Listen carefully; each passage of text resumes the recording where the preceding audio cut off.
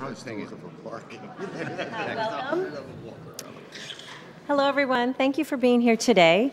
We're going to get started so that we don't run too much off track because it is a very, very full program. I'm Elizabeth Donahue. I'm the Associate Dean here for Public and External Affairs, and we're very delighted to host today's forum on New Jersey's fiscal future. This came about when Karen Gizzerni, who is in the audience in the back, who's the university's Director of Public Affairs, and many of you, I'm sure, know Karen. You called me and told me that there was some interest in hosting this at the university and when it'd be appropriate to host this at the Woodrow Wilson School. And we were thrilled. We've been trying to use our power of convening at the Wilson School to host a number of policy forums every year, focusing mostly on New Jersey, but sometimes bridging into Pennsylvania and New York, because they're our neighbors too, and looking at a myriad of issues. So I just mentioned that, so if you can tuck it away, if you have issues which you think are important for a convening to happen about, please get in touch with me, because, as I said, we are very interested in doing this. We've looked at juvenile justice and merit pay. I think I saw Greg Duncan here. It was very helpful on that. So anyway, we're looking at a host of issues, and we hope that you could be in touch with us if you're interested. Today's event is co-hosted by Facing Our Future, Plan Smart New Jersey, the Princeton Regional Chamber of Commerce, and of course the Woodrow Wilson School. And it's going to be a very rich conversation. Both the people on our panel and in the audience are really, on the forefront of policy making in New Jersey, and so I think this is going to be a very high-level discussion, which I'm looking forward to hearing about. We are taping the event, and so we will post it on our website after the fact if you'd like, and we can send the link around if you'd like to share it.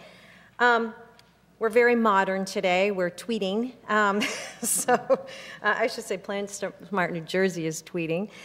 So you can you can participate in this conversation in real time, and the hashtag you should use is #FacingOurFuture, which I think is up there.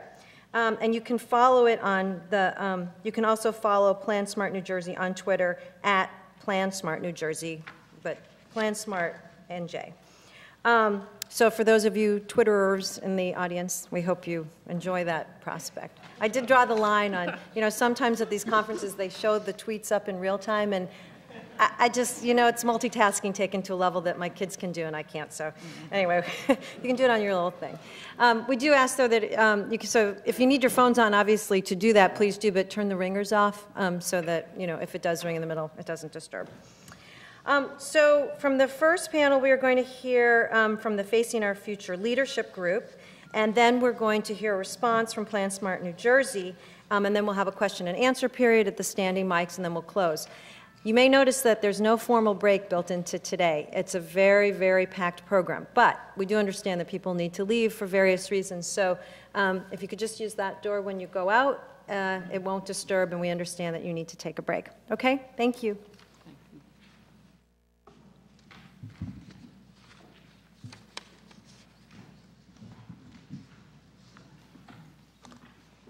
Good morning, everyone. I'm Ingrid Reed, and I'm part of the Facing the Future group, and I'm delighted to thank our conveners this morning, Princeton, Plan Smart, Chamber of Commerce. Did I get it right now? That's it. Okay. Thank you for inviting us here and other members of the group who are in the audience. As I thought about coming this morning and talking, being part of the group to talk to you, I thought back 25 years ago, I think that was the time period, when in this room there was a report from the Slurp Commission. I don't know how many of you know about that, remember it. I think it's the State and Local Expenditures Review, and I don't know what the P stands. Revenue? See, there are people in the room who remember. Well, anyway, that group was an official group. It was appointed, convened by Governor Kane, and it was an official state organization that made many recommendations, some of which I think were implemented and have made it possible for New Jersey to be in better shape than it is now. If all of them had been implemented, who knows? But I say that as a comparison to today. Facing Our Future is sort of now the name of a group, as well as the name of the work and the report that we are now going to be discussing this morning. And it has a very different origin. We are hosted by and organized by and funded by the Council of New Jersey Grantmakers. That's the philanthropists of New Jersey. They had a meeting where they wanted to hear about the finances of New Jersey. And simply put, at the end of that meeting, the philanthropists looked at each other and said, "We didn't know that." Well, if they didn't, many others probably didn't know either. So out of that, a few people said, let's find some others who have a knowledge of New Jersey government from very different perspectives, who can work together in an independent, bipartisan, and nonpartisan way to do three things: to present objective data, to do research, to look at what the fiscal picture may be in the future, say 5 years out, and foster a discussion, just like what we hope will happen today, of what it means for our needs as a state and how we can help set priorities for the future. So that's how we began, and we have been working together and are delighted now to be talking with you this morning. Can I have the next slide? A basic understanding is that all governments in New Jersey are experiencing a gap. When we talk about governments, we mean the state, as you think of being run in Trenton, as well as all of the municipalities, all of the counties, and all of the school districts. So all put together, there is a gap. Revenues are not meeting expenditures, expenditures representing the services that are provided to the people of New Jersey in myriads of ways. So individually, each of these governments faces this problem of the gap, but we collectively face that gap as you put all of the governments together. Now, to address that issue, New Jersey Future began in 2010, which we considered sort of today. We started where we are today. And we released a report in January 2001, and we are updating it, and we'll have the results of that update very soon. So we learned about today, and then we said, but what happens if you keep going for 5 years and you really don't change anything that's happening? At the state level, you've probably, no doubt, learned that there is a real budget crunch there. But the truth of it is that if you look closely, New Jersey has experienced a revenue drop of incredible proportions. Out of a roughly $32 billion budget, we lost $4 billion just in revenues in a very short period of time. So that is a problem, but all of that is familiar in the sense that we hear it on the news, and we hear it about all places. In fact, I'm thinking, who would have thought we would have heard it about Europe, but that's all that's been in the news now. So together with that current situation, we all are faced with unfunded liabilities, and you've also heard about that, and we'd like to give you the details on that piece. Now, as we think about all of the governments, the four that I mentioned, local governments, that is municipalities, counties, and school districts, also see a shrink in revenues. Property taxes are not producing what they did in the past, and state aid, an important part of the local governments, has also not been able to provide the state aid that it had in the past.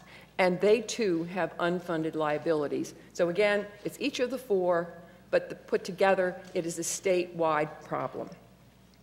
And of course, we exist, slide 5, we exist in a larger context. I don't need to emphasize that today. The national, international economy affects us. But I think what we have to understand is, listening to the experts, if the economy, or when the economy improves and revenues come back up, it will probably take 5 years for us to get anywhere close to the revenue level that we had when we started going down from that 32 billion high. So whether we like it or not, whether you want to believe our projections or not for the next 5 years, people who understand local and government finance assure us that it takes time to build up to a revenue level that you had in the past over a period of years. It doesn't happen overnight.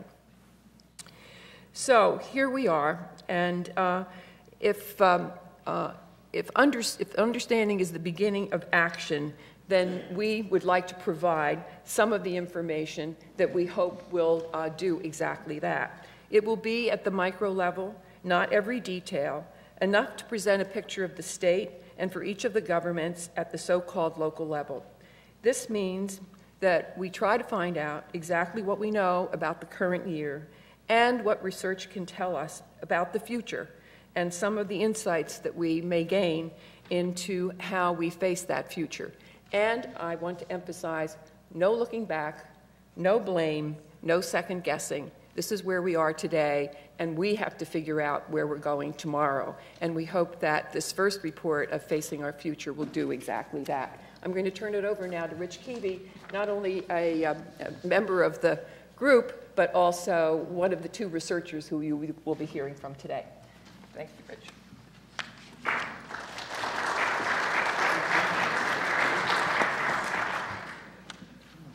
Good morning, everyone. What I want to do this morning is two things. One, I want to give you an idea of where the money is coming from and where it goes, number one. And number two, give you a snapshot of the current and the projected state budget. Before I start, I'm just going to ask you, as an audience, real quickly, where do you think the majority of the money comes from in the state? Income tax, sales tax, property tax, corporation tax? Shout it out. And where do you think the majority of the money is spent? Schools. Well, this is a smart group. There you go. Let's go to the next chart. Because there on the chart is the information. 40% of all revenue raised in this state comes from the property tax.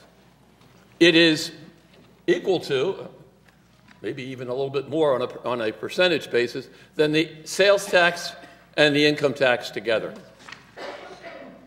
Therefore, the majority of expenditures occurs at the local level because, as you notice, all of the income tax by Constitution provision returns to local governments. So in addition to the property tax that's raised at the local level, all the income tax is expended at the local level.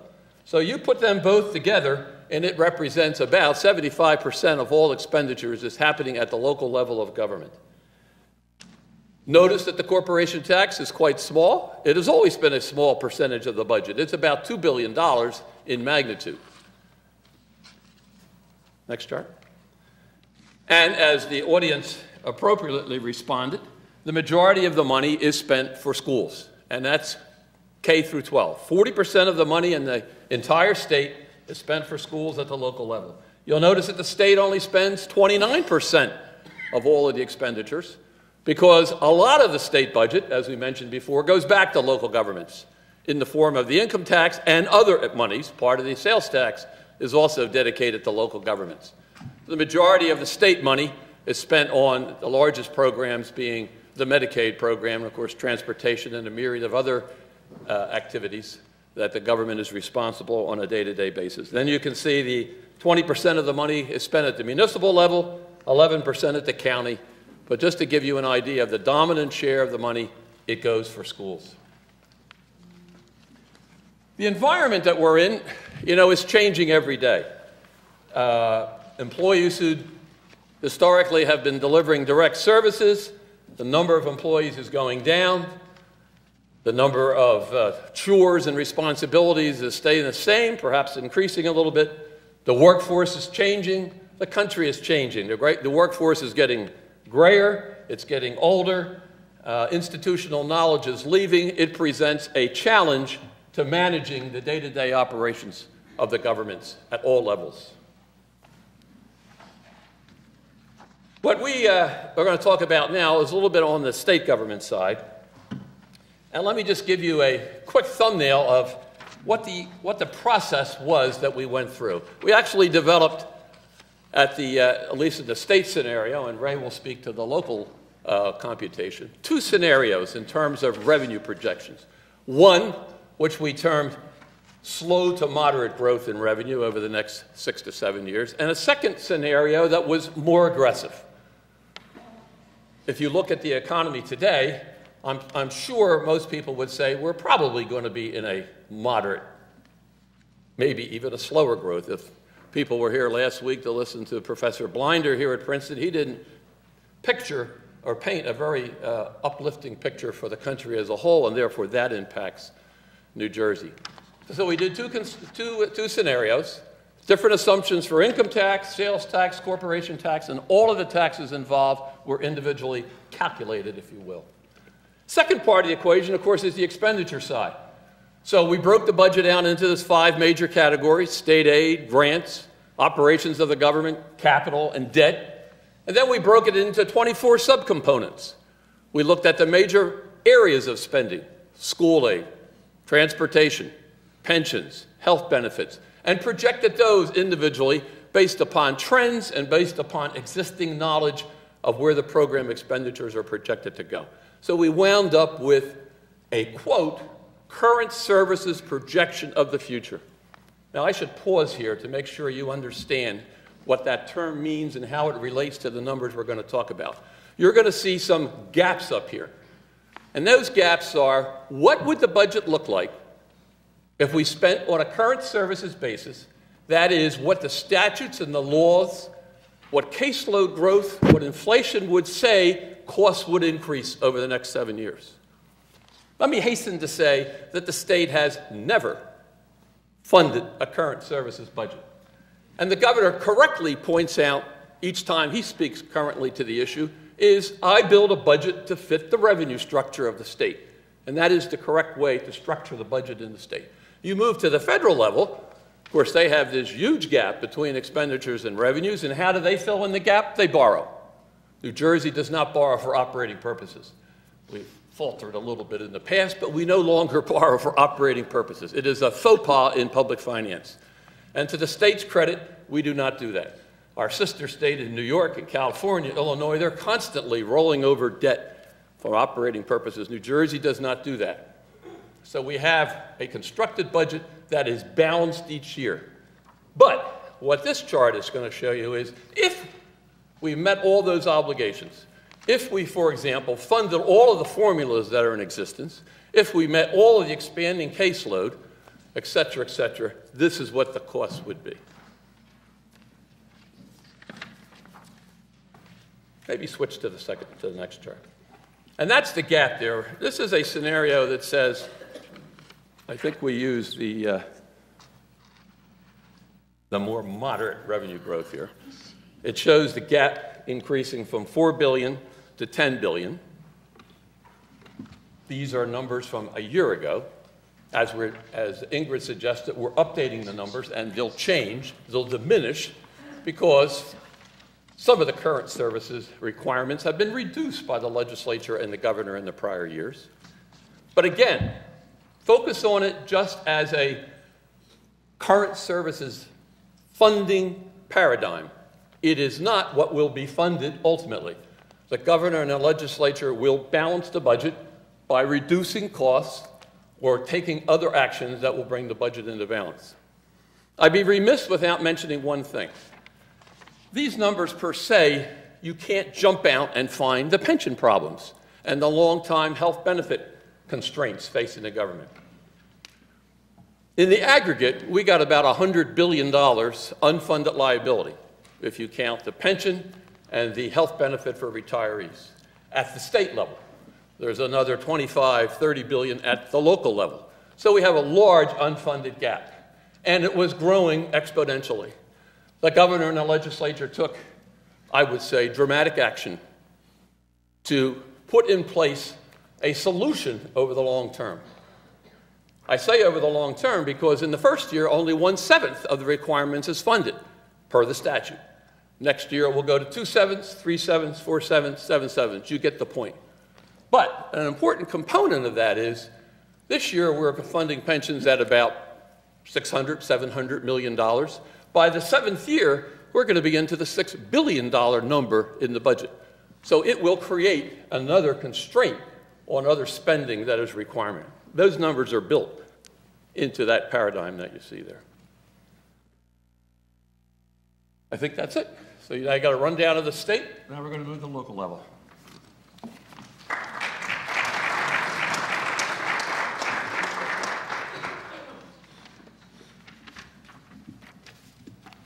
Thank you, Rich. Let me begin by going through a number of background points. My intent is to go through some projections of what would be current service, which Rich has pretty well set up. If, in fact, we projected into the future at reasonable annual COLA adjustments, the level of current services funded in the year of the base research, which was 2009, looking out to 2016, what would be the revenue requirements versus what would be the likely revenue based on any number of constraints that are in the system. Excuse me. We've done this for statewide for all of the municipalities. We've done it for the counties. We've done it for the school districts. And just so that I guess we can look at the size of the decentralized problems, one of the things I often mention in my management classes is one of the most difficult things to recover are decentralized savings. It's easy if you've got a highly centralized system to redesignate and repurpose appropriation savings. When you have a decentralized system, very, very difficult. So how decentralized? 566 municipalities, soon to be 565. Congratulations. something in the order of 600 school districts, 187 fire districts, 486 local authorities, 92 special taxing districts, 21 counties. In effect, this state has almost 2,000 units capable of raising property taxes. So we're looking at the big three: schools, counties, municipalities, and the likelihood for, let's just say, serious adjustment on our expectations of government over the next couple of years. We have updated the data. We have reviewed and had the data looked at by any number of people.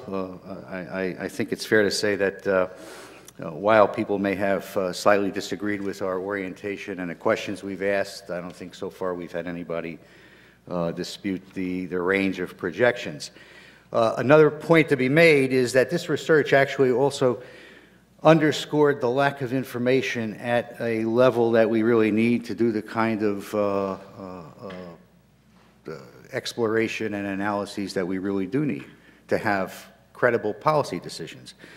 For example, many of you may be aware, but many of you may not be, that until very recently there has been no electronic database where you could actually find out how much was spent statewide on police services or parks and recreation. Yeah, yes, DCA has got all of the budgets, but they're all in paper form. As a result of a number of initiatives, hopefully by the end of this year, which is coming up pretty quickly, we actually are going to have the benefit of a number of years of municipal budgets and county budgets online to the major account categories, so that the kinds of questions that need to be asked will be able to be answered. In fact, we have some of this data, so our update that we're doing to adjust the 2010 numbers into 2017, and I'll give you a little telegraph of some of that, informally actually make use of much, much more detailed appropriation data as a result of these efforts. So, beginning, let me point out that in looking at municipal budgets between now and 2016, we tried to take into account a number of things on the appropriation side. We had actually a sample of about 82 municipal budgets that we use as a sample to get the distribution of appropriations. I point out that sometimes some of the more obvious things are not realized in making policy decisions. For example, whatever goal for an increase might be, most public sector agencies have pay scales that have a structure of pay steps. And the net result of this is that the range of built-in cost of doing business adjustments can range wildly based on the maturation of that workforce. So, for example, in one municipality, you may have a police department that is a young police department, people going through the steps in grade, where, in fact, simply the structural cost of doing business costs would be 3.5% to 4% a year. Another police department might have most people at top grade, and consequently, there really is no structural cost of living adjustment, or cost of doing business adjustments more proper. So 4%, 6%, 2%, it doesn't make any difference what your revenue cap might be. As you look at your structural salary costs, much of it, in fact, could be eaten up by the cost of doing business and the maturation of the workforce. So we looked at that. Obviously, it had an impact. We made some relatively, we think, modest expectation costs. For example, cost of doing business in terms of salaries would increase by about 4%, which would include the actual annual adjustment through grade combined with cost of living. So on the whole, this would probably represent something like a 1.5% COLA and a 2.5% adjustment going through grade. And this applies to all three levels because most of the public agencies have about the same kind of payroll structure. We looked at the various services. We looked at items that could not be adjusted. For example, reserve for uncollected taxes. If in fact you have a potential shortfall between your appropriation needs and your income requirements, there are some things you simply are not going to be able to eliminate or reduce. Debt service is another. So when you begin to take all of that into account, the actual degrees of freedom within public budgets is not 100%. It's more in the order of about 50% to 60%, depending on the size of municipality, complexity of the organization, and so on. So as you begin to look at this, it becomes very, very clear that as the need to maintain current services increases, and we're not going to be able to tell Public Service or Jersey Central that we're not going to pay their bill because we don't like what the new rate is. But we have constraints on the revenue side, either because the economy is recovering very, very slowly, or because we have constraints due to new cap laws. Decisions are going to have to be made throughout the state at all levels of government about what it is we're going to do and what it is we're not going to do. And those are very, very difficult decisions, which up to this point in time we've seen as we've updated data into 2010 and 2011. Many of the decisions are everybody's going to contribute to the suffering. So we do not see so far, and this is my observation, and I need to step away from the group since we're intimately involved in looking at this stuff. There's been a reticence to really decide there are some services we are not going to provide, or we're going to try and provide in some other way. So as we look at this, we're basically projecting out to 2016 a range in shortfall between what we are currently spending on services and what we will need of between $1.75 billion and $2.75 billion, rounded off to back of the envelope to about $2 billion. These are hard decisions that are going to have to be made. Some of them are going to be through the elimination of programs and personnel cutbacks. I point out, for example, our numbers in terms of the first year or two seem to be right on target. This last year we had something in the order of 720 sworn police officers laid off. About 610 or so are still unemployed. If you take that, their loaded salary, extend it out to non-sworn public employees, that factor alone is in the $150 to $200 million shortfall makeup. How do you make it up? You lay people off and you provide lower services. The dilemma, the challenge that's going to be faced is one of what is it we're going to do, and how do we meet this challenge head on, given the reality of the national and the state economy and the local economies therein. We can move on. Okay, county budgets, the same sort of projections. Obviously, we only have 21 of them. Here we're projecting something between 40 million and 1.1 billion. It is a less challenging thing, and one of the observations I would make, less challenging in the sense that while the budgets are substantially larger, the constraints I've seen for the first time in probably a decade in a number of counties has not been the property tax cap, levy cap, but the old 1977 appropriations cap, which in counties also serves as a tax cap. And that's one that can be adjusted by resolution to up to 3.5%.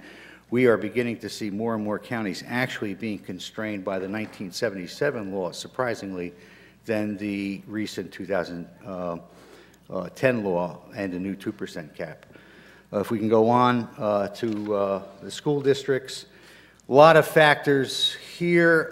Again, of all of the property tax that is raised, remember 40% of all of the tax money raised, revenue in the state goes to school districts. It's about 40% of the total, and none of it's raised by the state. So it's all raised local by the schools, by the counties, by the school districts. There are current challenges. There are lots of mandates.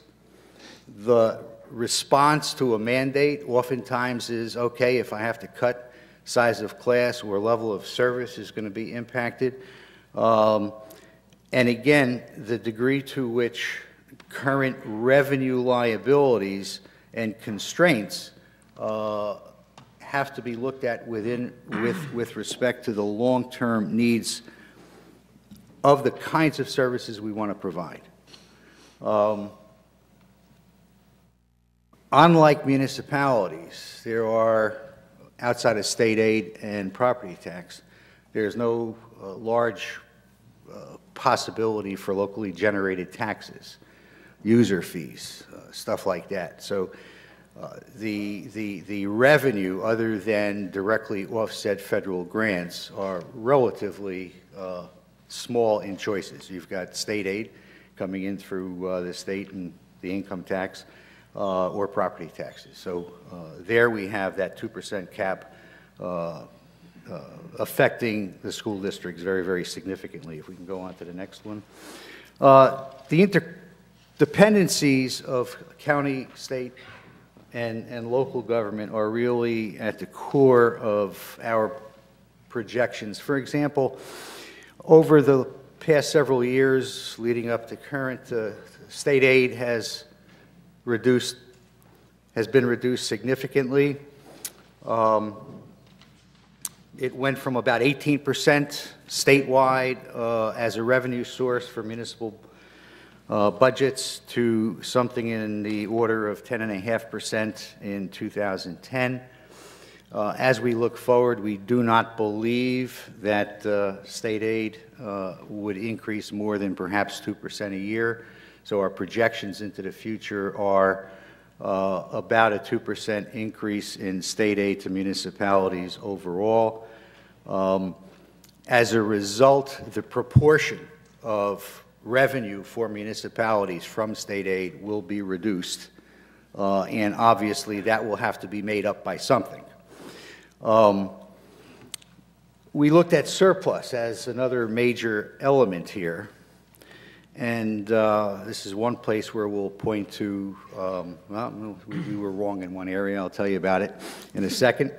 As you probably know, most municipalities generate revenue from non-budgeted sources to replenish surplus. They also Almost anyone I know that's run an organization, I would call it over budgets. You appropriate things that you know you may be able to move around and or cancel at the end of the year. So between cancellations, non-budgeted revenue, a few other adjustments, you can replenish surplus. So surplus is typically used as one of a number of revenue sources, and that's fine as long as you can regenerate your surplus. Well, in the past several years, as a result of the reduction in state aid and a reticence to increase property taxes, municipalities have used more and more of their surpluses. We have essentially projected that this will decrease as a percentage of total budget into the future as a couple of things happen. Number one, as you shrink your degrees of freedom because you're being constrained by revenue, both the property tax cap, the miscellaneous revenue, locally generated revenue, and so on, you have fewer degrees of freedom within your discretionary budget, fewer opportunities to make cancellations. Likewise, you're likely to have similar pressure on the non-budgeted revenue that you're going to have. So we see likely that the overall surplus balance in municipalities is going to decrease as we move into the future, which will further put constraints and pressure on the revenue flow and balancing their budget, making those kinds of decisions. You'll notice in 2010 we anticipated, call it the last gasp use of what we have in the budget. We were wrong. It actually began the decrease much more precipitously than we had anticipated. The number for 2010, which will be in the updated data, is something in the order of $725 million. So we have a couple of $100 million swing in the availability of surplus among municipalities as we move forward. We do believe that the downward trend in terms of available resources will continue. This is also true for counties. Bottom line here is that at the school, at the county, and at the municipal level, there are a variety of factors at play that are going to force many of the 19,119 elected officials in the state of New Jersey. It's an interesting number. I have to write it down for a trivia test someplace. To make some hard decisions.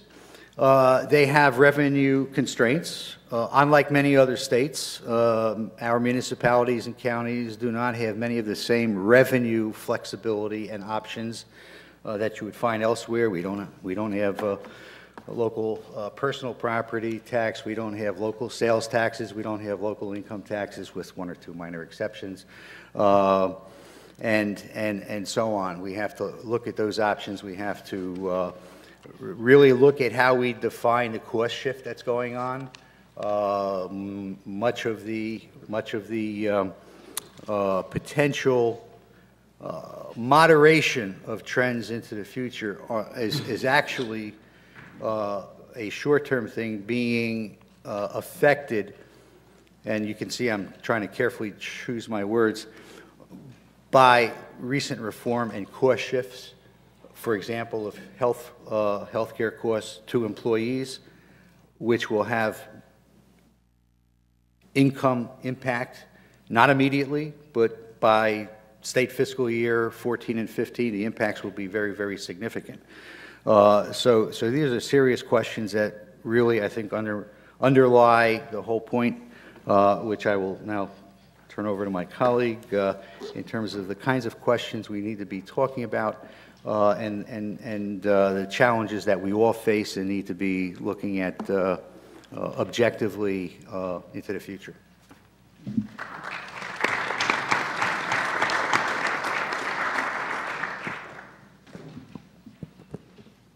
Hello.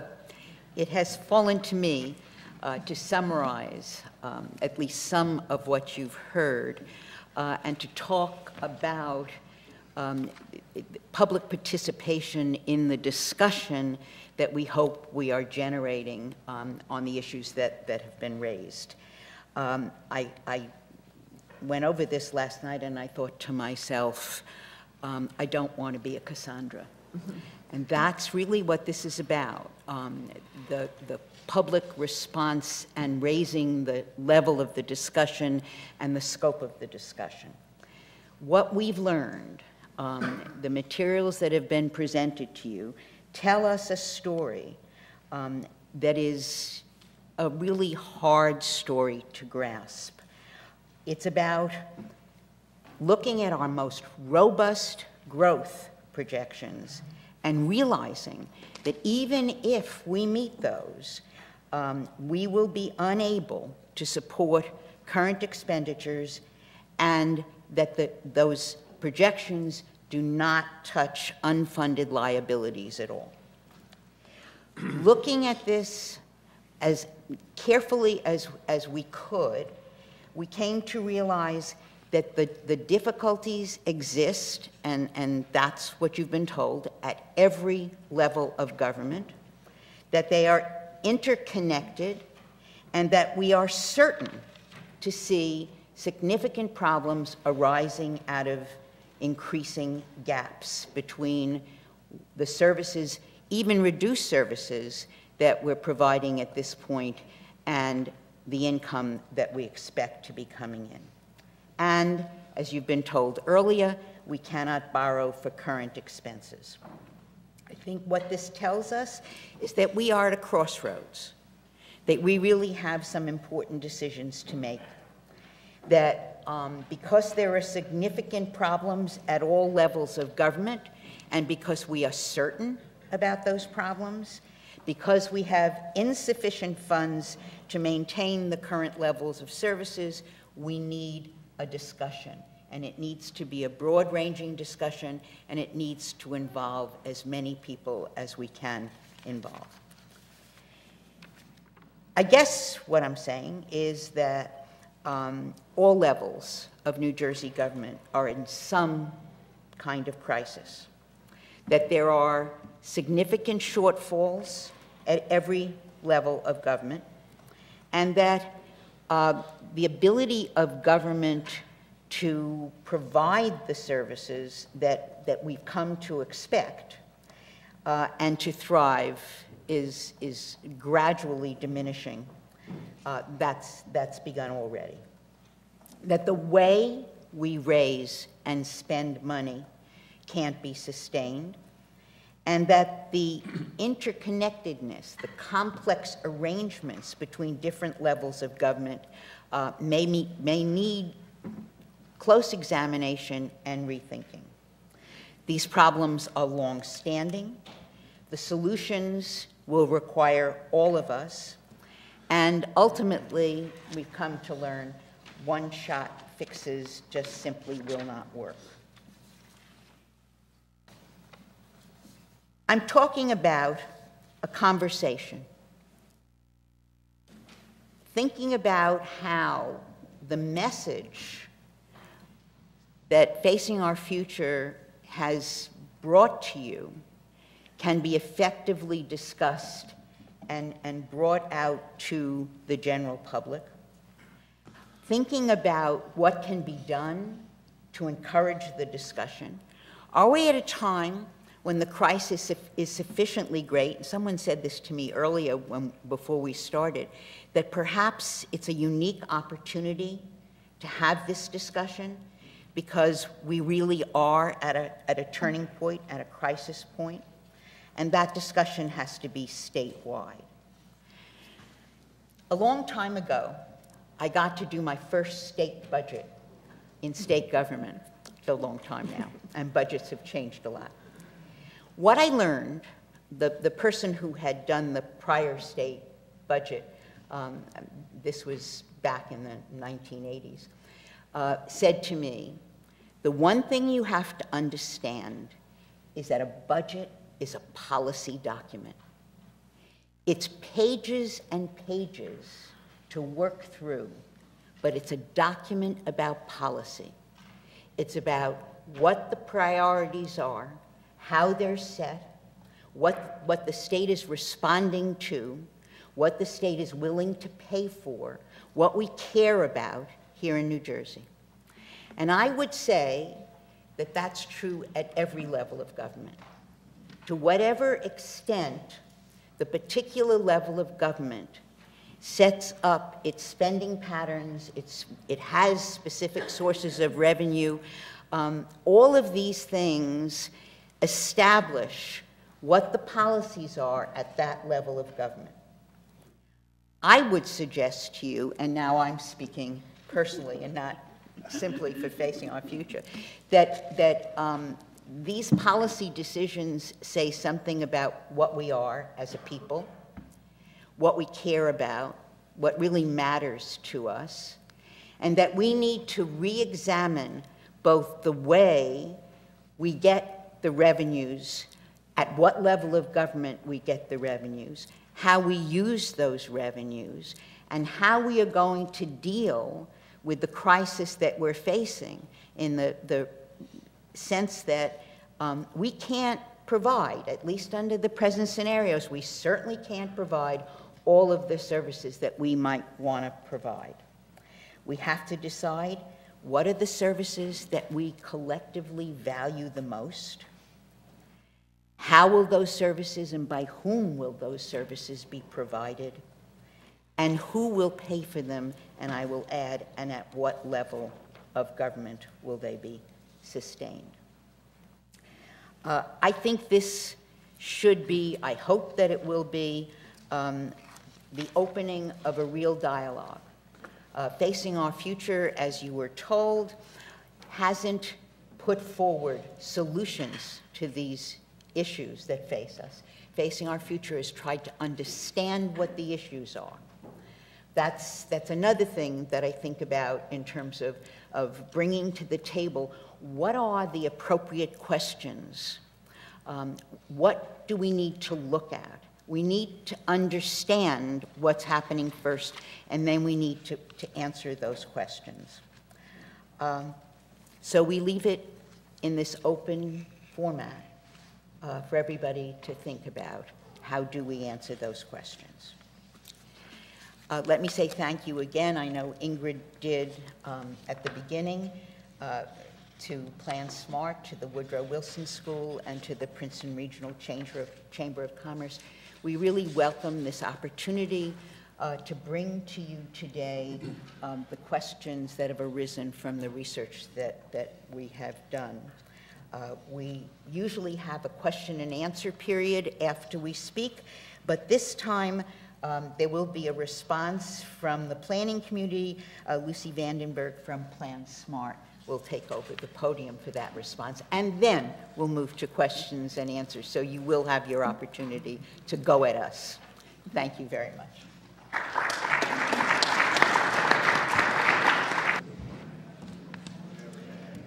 Good morning, everybody. Good morning. Good morning. It's wonderful to see you all here today. My name is Lucy Vandenberg, and I'm the new Executive Director of Plan Smart New Jersey. I joined earlier this year in May as our director. We're so pleased to be hosting this event today with the Facing Our Future Leadership Panel, the Council of New Jersey Grantmakers, Princeton University's Woodrow Wilson School, and the Princeton Regional Chamber of Commerce. I'd like to take a moment also to recognize some of the board members who are here today from Plan Smart. If you could just raise your hands and wave, that would be great. Thank you. Great. Believe it or not, one of the first things that I came across when I started at Plan Smart New Jersey back in May was the Facing Our Future report. When I first read this report and had the opportunity to speak with the Council of New Jersey Grantmakers Executive Director, Nina Stack, about it, I was immediately drawn to it. Why? I recognized right away that there is a deep connection between this huge issue of the growing gap between government revenues and expenditures on the one hand, and the land use planning work that Plan Smart New Jersey cares about and tackles every day on the other hand.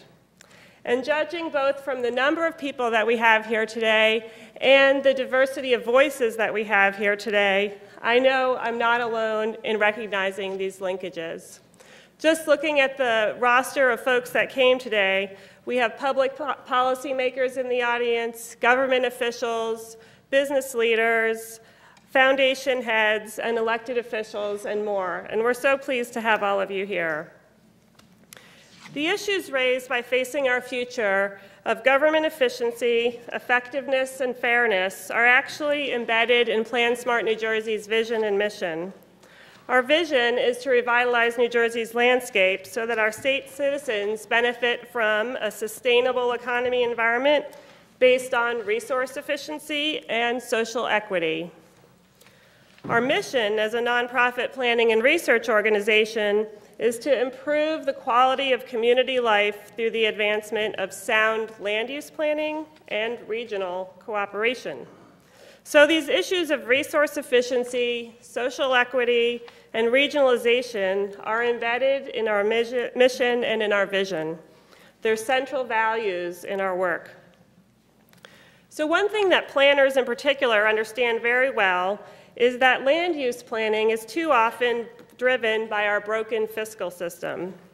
Just as our government structure and our system of revenues and expenditures is broken, or at the very least outmoded, so too is our land use system.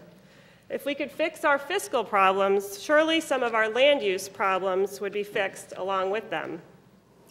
So what does that mean? Let me give you one example.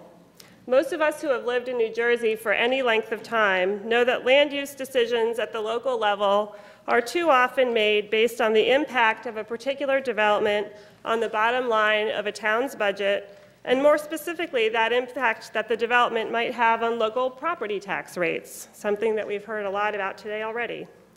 More school-aged children means increased local taxes. And as we've heard today, none of that funding comes from the state. The result is a term that's come to be known as fiscal zoning. This type of zoning favors age-restricted housing over family housing, supersized single-family lots over multifamily apartments or more compact development patterns, commercial ratables over mixed-use development. So while we preach smart growth, we end up with sprawl. We end up with housing patterns that result in a concentration of poverty, and these patterns, in turn, have an impact on the disparate quality of education. And it all starts with the way that we raise revenues to fund education and services. None of these outcomes have happened by accident. So we at Plan Smart New Jersey have been looking forward to this conversation today for a very long time. We understand the linkages, and we see this as a tremendous opportunity to start a new conversation, and we suspect that all of you in the room do too. So with us today, we have an esteemed panel of speakers who will respond to the issues that you just heard raised by the Facing Our Future leadership panel. Our panelists will add a new dimension to the conversation with their own perspectives on education, regionalization, land use, regional equity, and housing. I'm going to start, I'll go from this way to this way and introduce Debbie Lawler, who I personally have known for many years. Debbie is with the New Jersey Meadowlands Commission, and she has over 30 years of state, regional, and private sector planning experience. She's had numerous titles at the Meadowlands Commission, which means she's done a lot of everything at the Meadowlands Commission, and is currently the Chief of Sustainability. She's a commissioner with the American Planning Association's American Institute of Certified Planners, and she represents more than 16,000 members of the APA Professional Institute. Next, I'm going to introduce Robert Gertz, or Bob. He's retired from the New Jersey Department of Education. In April 2009, Bob retired after a 30-year career with state government. At the time of his retirement, he was the director of the Office of State Budget and Accounting for the New Jersey Department of Education, and as the chief fiscal officer, he oversaw the department's budgeting, accounting, and purchasing functions. The majority of Dr. Gertz's career is in the areas of budget and fiscal policy. From 1981 through 1995, he was on the staff of the New Jersey Office of Management and Budget, concentrating first on the implementation of budget processes and later on education and local government finance. He's also taught courses in budget and financial management at Rutgers and Fairleigh Dickinson. And in 1995, he became the first director of fiscal policy for the New Jersey Commission on Higher Education. And to my right, we have Dave Fisher with K. Hovnanian Homes and also a licensed planner. Mr. Fisher is the Vice President of Government Affairs for K. Hovnanian Homes and has been with the company since 1993. I would be remiss if I didn't mention that he is also on the Plan Smart New Jersey Board of Directors.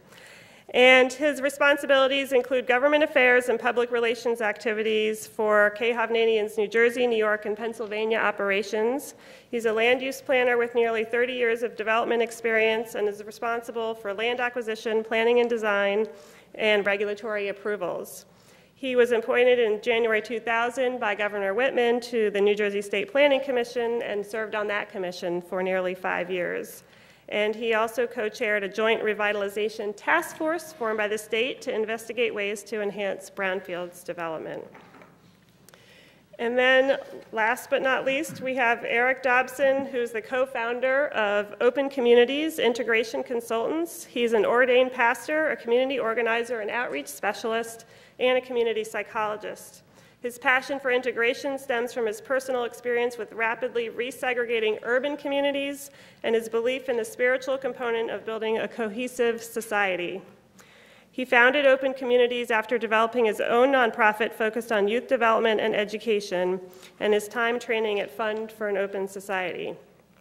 He holds a BA in theology from the North Carolina School of Theology. So we're looking forward to hearing from all of you.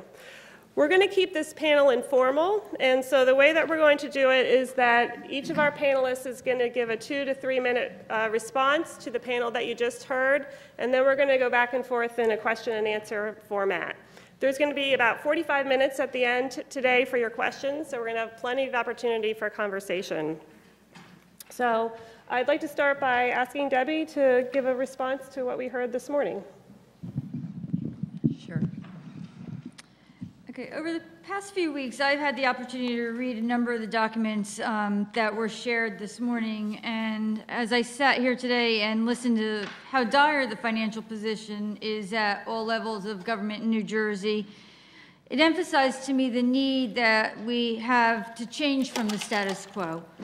Well, the discussions about finance today, what I believe is that we really need to be looking at a multitude of options that can result in efficiencies to our existing system of government. I look at this from the perspective of a land use planner, and I emphasize that I don't have a finance background, and that isn't my forte. But I've had a lot of experience through the American Planning Association with going to different parts of the country and interacting with a lot of planners from around the country, and going to other states when called upon to work on projects like this, where a state or a large county is having a problem and they want to revamp the system and they want to bring in planners from around the country to see how things are taking place and what other ideas come in. And a lot of times what they're looking for is ideas in regional planning. And the reason that I bring this up is that what's happening is that they're looking for best practices from around the country.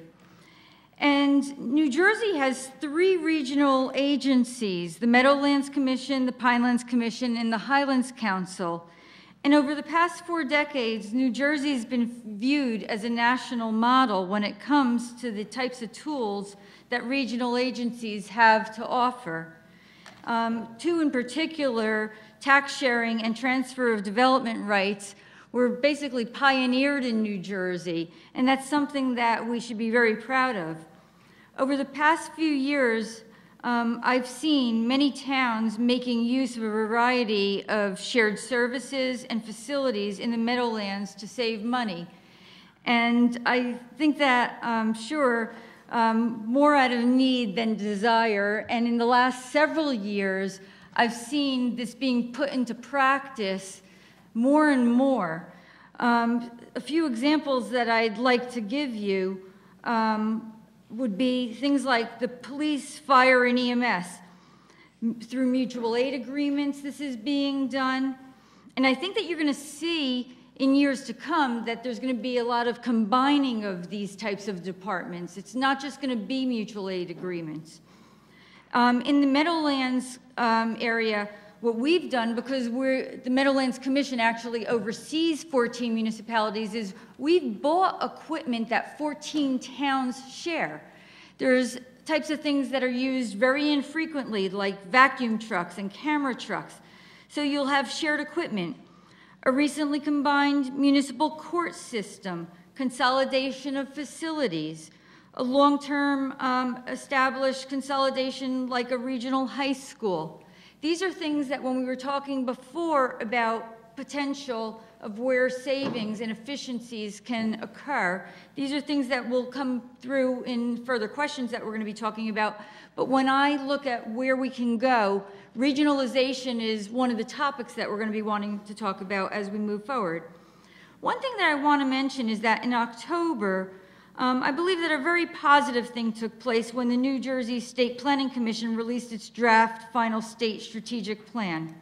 While the Office of State Planning Advocacy is still looking at the proposal stage, is in the proposal stage, I should say, and that current maps will be around for a while, a transition will take place slowly and will further recognize the importance and the benefits of regionalization and identify industry clusters around the state. And this is really important to look at the points that are being made in the draft state strategic plan. I think that it's really going in the right direction, recognizing regionalization.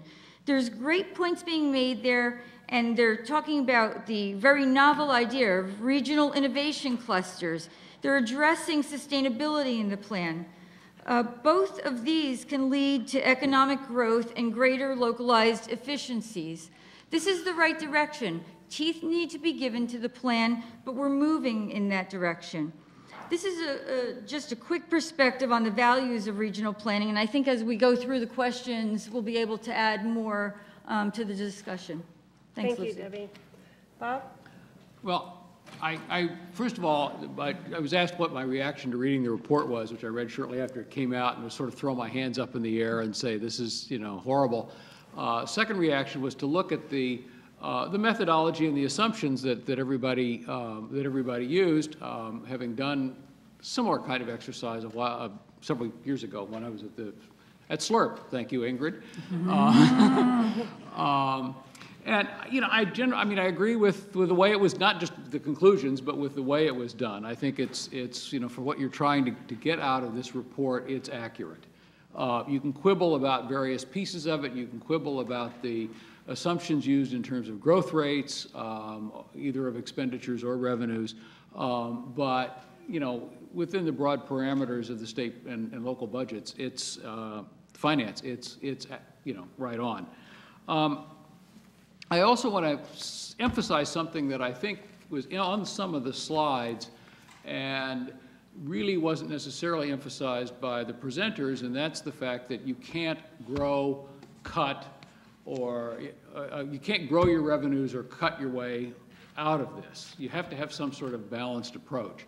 And I'm not going to talk about cuts because I think those are a little bit more difficult. That's a little bit more, your own personal feelings. But I think in terms of looking at the structure, the one thing that the report doesn't do, and it doesn't try to do it, and there's no reason that it should have done it, is to talk, but one thing that I think the conversation has to do is to talk about the state and local revenue structure. We have a tax structure at the state level that assumes about a mid-20th century, somebody said mid-19th century, if you include the property tax, economy. We don't tax things where the economy is going, and I'm particularly talking about the service sector. We hear a lot about the millionaire's tax on the income tax side. We don't hear a lot about taxing things that millionaires buy, like financial services to help make them millionaires.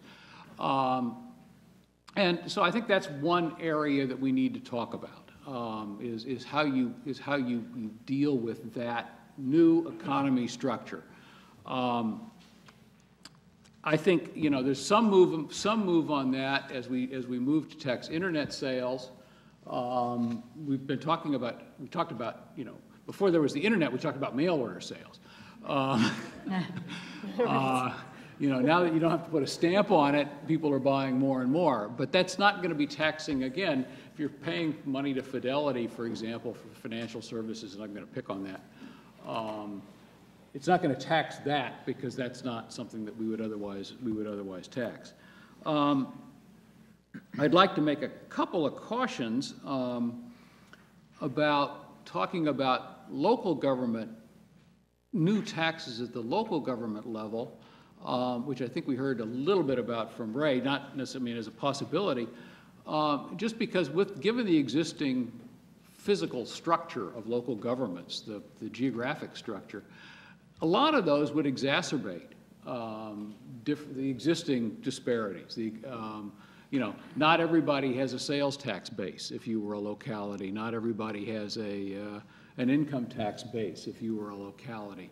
And I know a lot of states do that. You know, there are regional sales taxes, there are regional income taxes to pay for various kinds of things like transportation, baseball stadiums, football stadiums.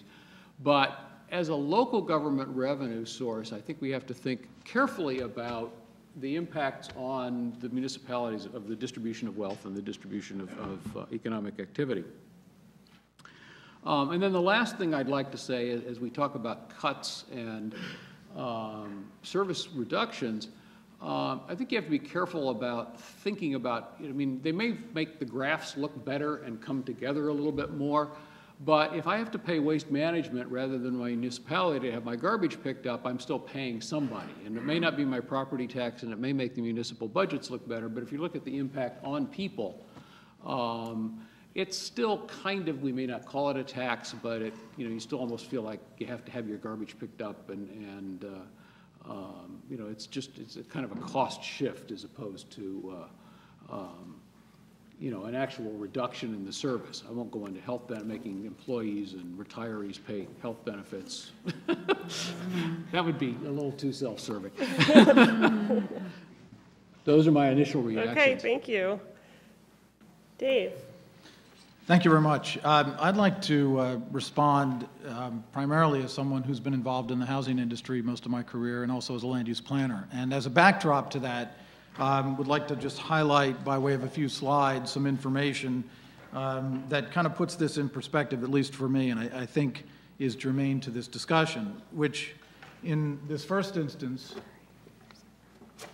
they'll be bringing up a slide which talks about housing starts nationwide and, you know, where we've come in terms of housing production. And it goes all the way back to the late 1800s, which is interesting because you don't normally see statistics that go back that far, but obviously from this slide you can see how post-World War II we built a lot of homes and continued to through quite a few recessions. And what's interesting is every time there was a recession, housing led us out of that recession. So you can see the peaks, which, you know, from a national perspective, generated 2 million plus homes per year, and yet in the valleys of some of those key recessions in the early 70s and in the late 70s, early 80s, and early 90s, dropped to, say, the 1.1, 1.2 range, million homes. You know where we are now, which is, you know, if you've read the news accounts, we're down in the 500, 600,000 range for housing production nationwide. What's also interesting about this slide is when you population adjust the housing per capita, it makes it even that much more extreme because back in the early 1900s, we only had about 76 million people in this country. Now we have over 300 million.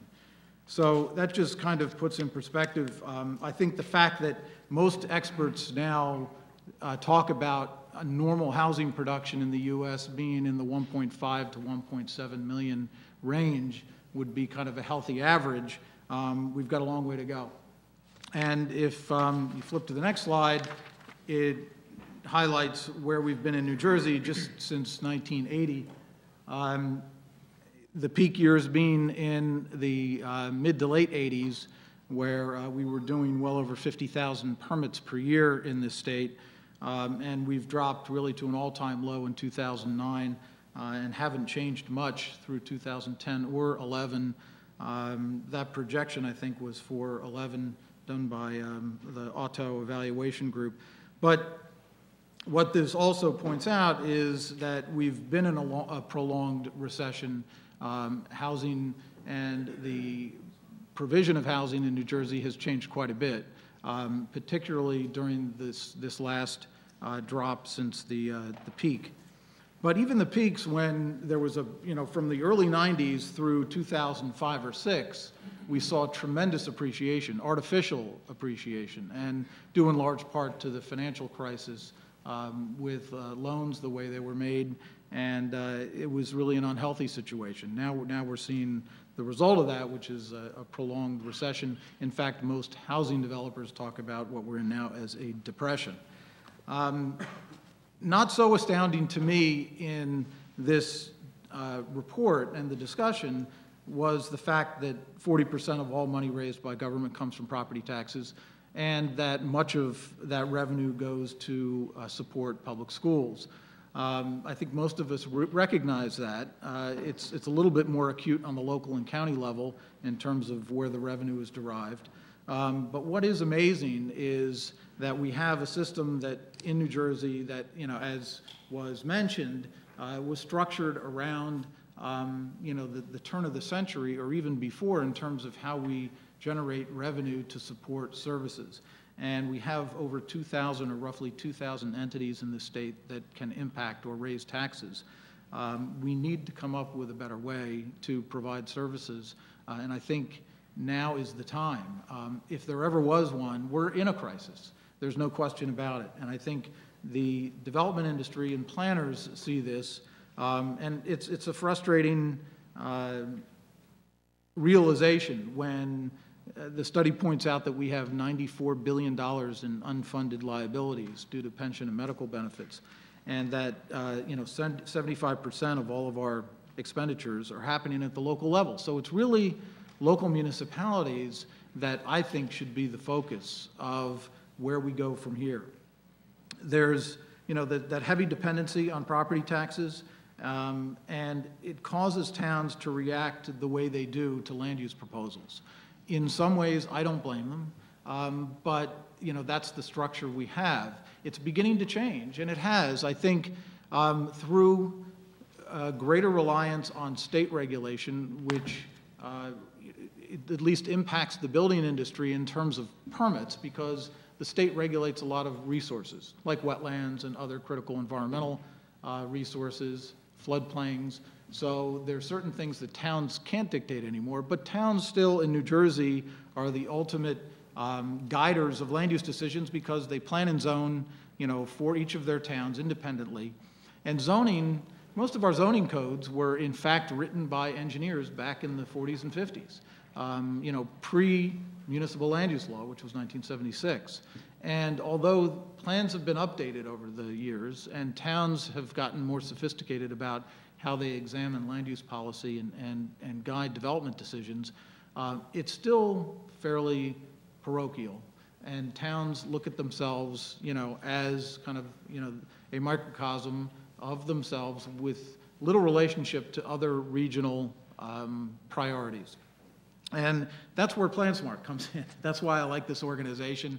And I think that we need to begin to make decisions and really structural changes around how land use decisions are made. I'm also pleased that this administration has developed the framework of a new state strategic plan.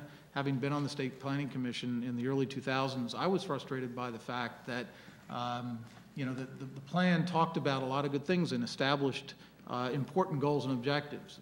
But until we have buy-in and a better integration of regional priorities and objectives, and primarily on the growth and redevelopment side.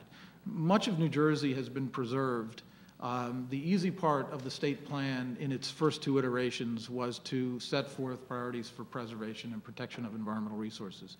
And through either state resource programs and policies and regulations, or through all the acquisition programs we've had that has purchased public land, preserved farmland, and others, other similar programs. We've done a pretty good job of protecting the important environmental resources in the state.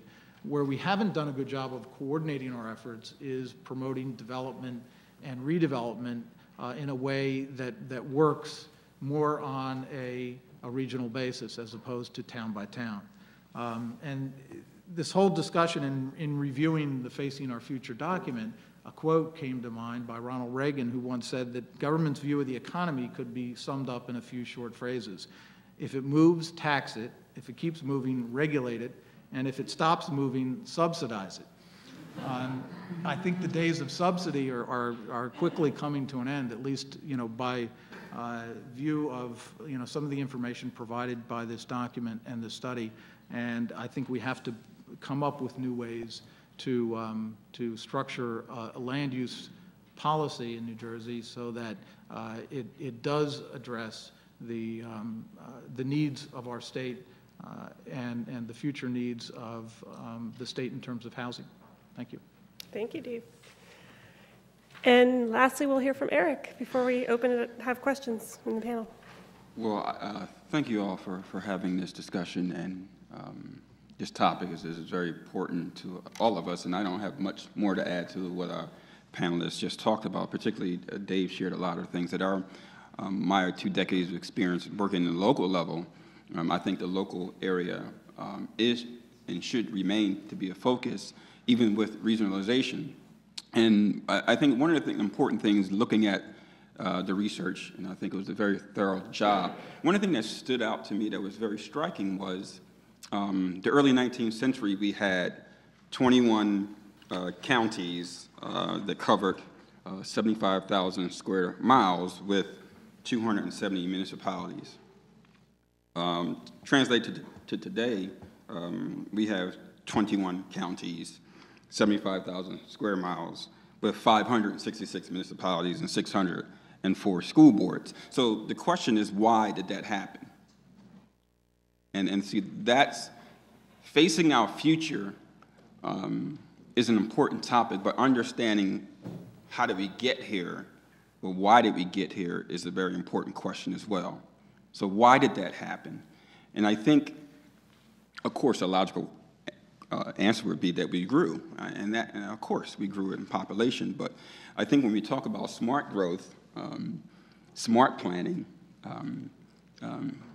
as we look today, we're talking about regionalization and consolidation. We wouldn't be at this place today if we thought about this a little bit more smart. And there are some other things I think that drove us to that place, and that's what we're going to hopefully address today when we're talking about regionalization. Because if we're really serious about regionalization, then there are going to have to be some local advocates for that. And educating in local communities around this issue of regionalization is a very important step. Because if your priorities, and I love what Ms. Deborah was talking about in her slides, what are our priorities? Well, if our priorities aren't the people of New Jersey, which is our greatest asset, then I think we're really missing the boat. So if we're talking about regionalization without a commitment to deconcentration and poverty, then all we're going to do is continue to perpetuate what we have today. So without a commitment to deconcentrate poverty, don't get me wrong, I believe where we're headed from a regional standpoint is the right policy, but having a policy without putting the people first would just take us right back down the same road that we're on right now, with this huge disparity and this gap of the state of New Jersey. You're either part of the haves or the have-nots. So that's important, I think, and how do we get local leaders and local advocates to understand where we are as a state from an economic standpoint. And this is important at the local level, because you need to understand what is the economic basis for each community before you start to condense it or talking about shared service. From an economic standpoint, what are the median income households in any particular local community? From a social standpoint, what is that culture? What is that community culture like? in that local community. And from a personal standpoint, why don't we take advantage of the assets that the people in that local community knows how to solve some of these regional and local problems? Everyday, regular citizens who pay taxes, who have just as many creative ideas as anybody else. You know, I tell all the time we struggle with our school system, these 604 school districts. And a lot of our urban school districts suffer because, of course, as we talked about today, our tax dollars, come from our real estate taxes. Well, of course, if I'm living in a town that doesn't have the income or the advantage of having a good tax base to properly fund our education institutions, then we suffer. So one of the things I always talk about, being an ex-school board member, talking about these issues of, the gap between, those who are educated and aren't. One of the things that we miss quite often is talking to the kids about solving some of those solutions. The people in the state of New Jersey is our greatest asset. The people in New Jersey are the ones that can get us out of this problem. Educating them on this issue, communicating with them on this issue, talking to them about this issue, having a commitment to deconcentrate poverty in the state of New Jersey will get us to facing the future in a more healthy, sustainable way. Thank you. Thanks, Eric. Okay. So I'm going to ask the panel some questions, and I'm going to start with this one, which is going to be directed to Dave, but then I invite everyone to please respond. What are your thoughts on how government could be reorganized to better serve the needs of the state, which flows perfectly from the conversation that we were just having?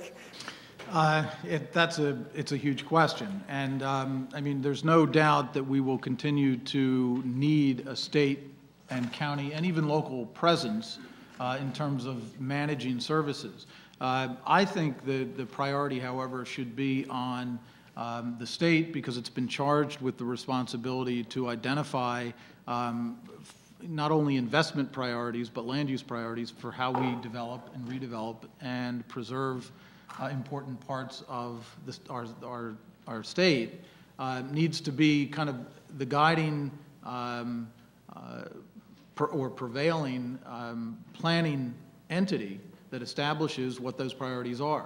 If this administration is going to be serious about establishing, whether it be priority growth corridors or key industry sectors and other things that they've talked about in the new strategic plan, they need to do so in a way that creates a structure that enables the state, as well as in cooperation with regional and county entities, an execution of that, implementation of that either create certain incentives around revenue sharing, which was mentioned, or maybe some way of identifying priorities for school funding and or the provision of municipal aid at a higher level for towns that cooperate as compared to towns that don't. Incentives are great, but I don't know that it's going to carry the day, especially when we're in the fiscal crisis that we are in New Jersey. So there may need to be some penalties associated with not cooperating, because if we don't create those opportunities and put together business expansion and business opportunities and economic expansion along with the necessary services, including housing at reasonable densities that support those businesses, will continue to lose businesses, and that adds to the decline of our state. Other thoughts on the question of how we could restructure government or reorganize government? Well, I think providing, like Dave talked about, those incentives for local governments to consolidate or to move into more regional, what we call tax-based sharing, I think is the proper way to go. I'm not sure, Dave, if penalizing is going to get us. I think one of the things that we do too much here is penalize. I mean, we spend a lot of money and resources on suing people, penalizing organizations. We're inundated with bureaucracy that comes and put the hammer down on people And not enough creativity around how do we provide incentives for people to respond in a more fiscal, responsible way. So I think incentives is one way to go. And I'm not opposed to penalizing people. I'm just not sure. Looking at the results that we have right now, you look at every government agency right now, and all the penalties that are passed out, all the lawsuits that, and I'm quite sure the lawyers in here enjoy that, but I'm not sure where is it getting us. You know, where is it getting us? And I think we need to do more on the incentive side. Okay. This one is for Debbie. What are the possibilities for an expanded role for the regional authorities in New Jersey? How could this help to achieve efficiencies in the delivery of services? And also, how could the land use approval process be made more efficient? Okay, I think that the regional authorities can become more involved. Well, they do land use management, most of them right now, but like the Meadowlands Commission actually supersedes zoning in the municipalities that we deal with. And that's a very significant power. Initially, the municipalities did not like that when it took place. But nowadays, where money is so tight, that actually comes in as being really a positive effect. But we only deal with that in parts of 14 municipalities. If that were taking place in the entirety of those towns, that could actually be quite effective, because then they don't need actual either consultants being paid by the municipalities or some on-site planners. So what would happen is that you would be able to have that being done by one entity dealing with 14 municipalities. So that's actually consolidation of that service by one planning staff. And the important part about that is that that's a lay staff doing that. Not a lay staff, I should say, not a lay board. That's a professional board of planners and engineers that do that task. And if somebody meets the code, then they just go ahead with the project that they have. So only when you need a variance do you then go before a board. So you're actually expediting a project. And that's something that I like about that code. So it cuts red tape, and you don't have a lot of additional expenditures. And I think that if you were to replicate a model like that elsewhere in the state, either through regional a regionalization of that, it may be that you're able to do that even at a county level, or other regional entities being formed as time goes on, that you'd be able to assist municipalities throughout the state, because you've got to be able to take that. It's just, to me, to see 500 municipalities spending that kind of money on a regular basis, it's quite a bit, and it's just all these boards and all this time. That's a lot of money being spent even by our taxpayers. Yeah, great. So you're saying it would create more efficiencies, and it would also be done by professional staff, so it's actually a higher level of service in some ways. Yes. Great. Bob, we're going to turn to education for a minute. I think many of us were surprised to find, well, actually in this room we weren't that surprised to find, that 40 cents of every dollar is spent on education. Can you help us understand where that money goes and what we could do to reduce costs? Well, let me just quickly say that I think that we're probably not, and these numbers haven't changed over years, we're not that dissimilar to the rest of the country. 86% of our money at the school level goes to salaries. Of that, 65% goes into the classroom. 10% is administration. If you look at the overall picture, 60% of the money we spend goes into the classroom, 11% to administration, 16% to support services, and 13% to operation and maintenance.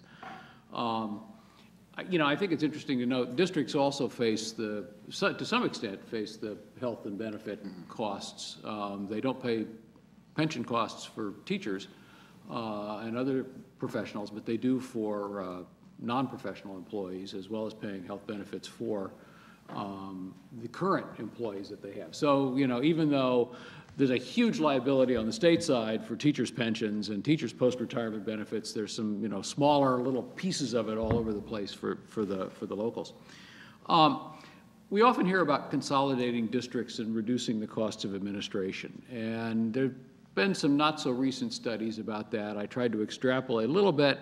If we consolidated districts and only had K-12 districts, and I think there are really good sound good sound educational reasons to only have K-12 districts, we might save half a percentage point of what we spend just by sort of streamlining the administration that would occur on that. So that's not a panacea.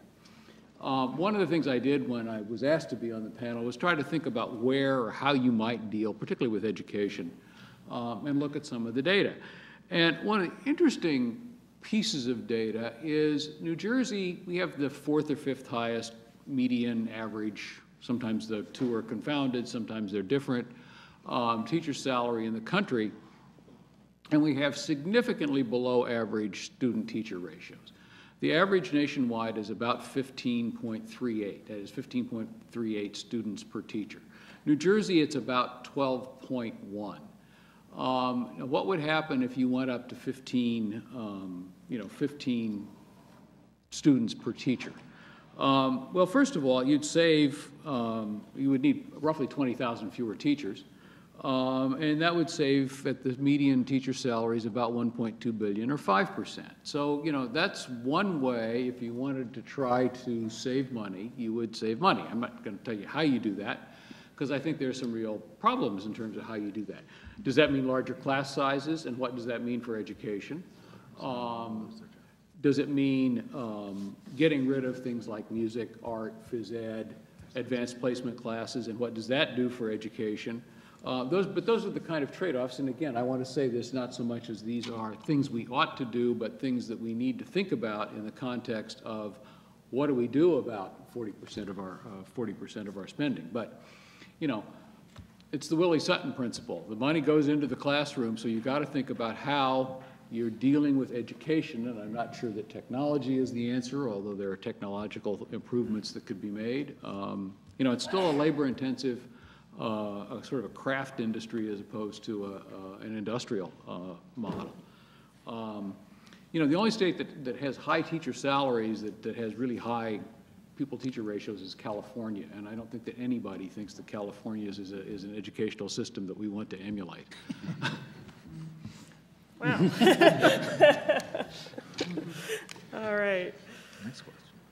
I'm going to switch for a moment. I was depressed. Sorry. All right. Okay, I'm going to turn to Eric. Eric, could you talk about how your ideas for how we could either restructure government or do other things, find other efficiencies that would also foster regional equity and deconcentration of poverty? You talked about that a little bit in your opening remarks, but if you could expand upon that a little bit and just give us your thoughts on ways that we could make change that would also address those issues. Well, I think the direction for, like I said, this consolidation and regionalization is a good policy direction, but without having the local advocacy or the local support for that, it's going to be very difficult to make that transition without a lot of friction and a lot of frustration. I believe the regionalization can be a great tool to foster some saving us from an economic standpoint, but again, without having that commitment to deconcentrate poverty through that regionalization, I think it's still going to create problems, problems that we still see today, because we're still not dealing with the issue of poverty, concentration of poverty in the state of New Jersey. So it's important for us to look at what are our priorities in the state of New Jersey when it comes to saving resources, trying to deal with this economic crisis, trying to manage the budget shortfalls.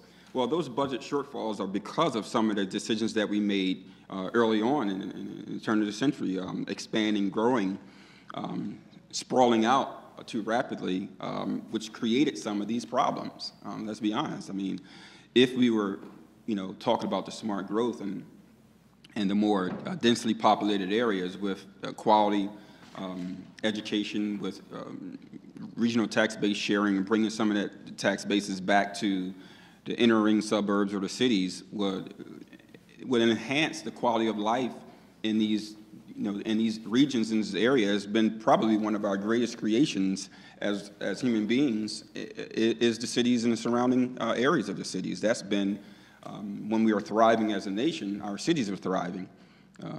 That's when we were at our best. When our cities were thriving, we had quality education, the public was being educated. We made some strides in changing some laws to deal with some social equity and deal with some issues of race and gender issues today. But why do we have 566 municipalities, and why do we have 604 school districts? Because of the choices that we made to sprawl out for whatever reasons, to run away from the issues of the urban area. And the further you run, the more it costs to build new infrastructure, to create more government, to create more services. This is why we are where we are today.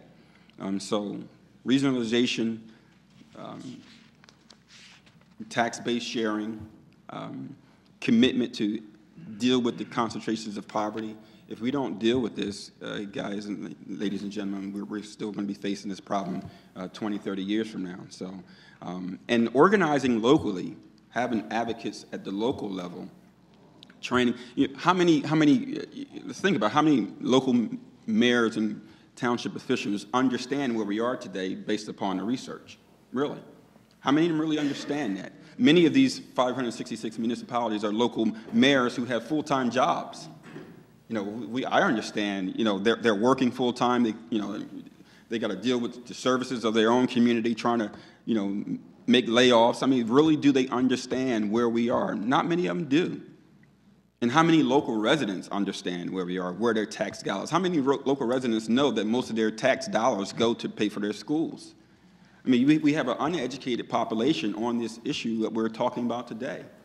And if we don't find ways to educate them and allow them to be advocates for this, I think we're missing a strong asset, the people who can actually foster change quicker than government can. Now, when I say government can change a policy, but the policy won't change the mindset. It won't change the thinking behind, what's right, what's proper, and what's healthy. I think we all have to understand that, all of our communities has a personality, has a way of thinking about itself. And a lot of the way our communities think about ourselves drives the way we behave. So some of these communities, if they're educated about these issues, can change their thinking process and change the way they govern and change the way they think about how to be more progressive in looking at ways to save money, I think would go a long way. So I'll be quiet because I'll keep talking. But.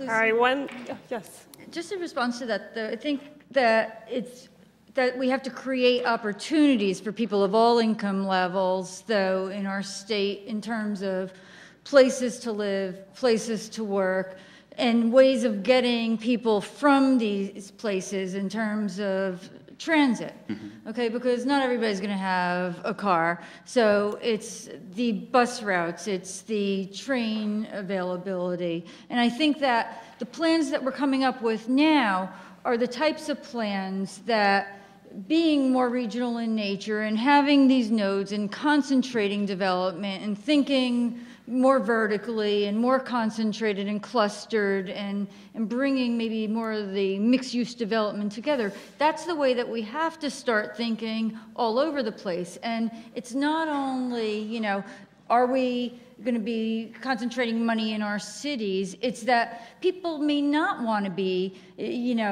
staying in our cities. So are we bringing affordable housing to the other locations also? Because people may want to get out of the city. They want other opportunities. And that's where we have to be focusing.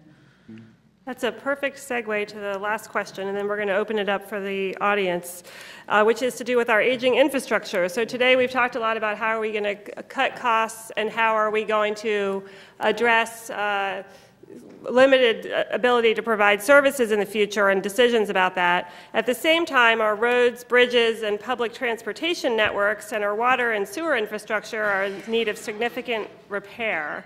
And this infrastructure investment, I think we all agree, is critical to New Jersey's economic prosperity and to our efforts to foster sustainable communities, but we don't have a long-term plan to fund these investments.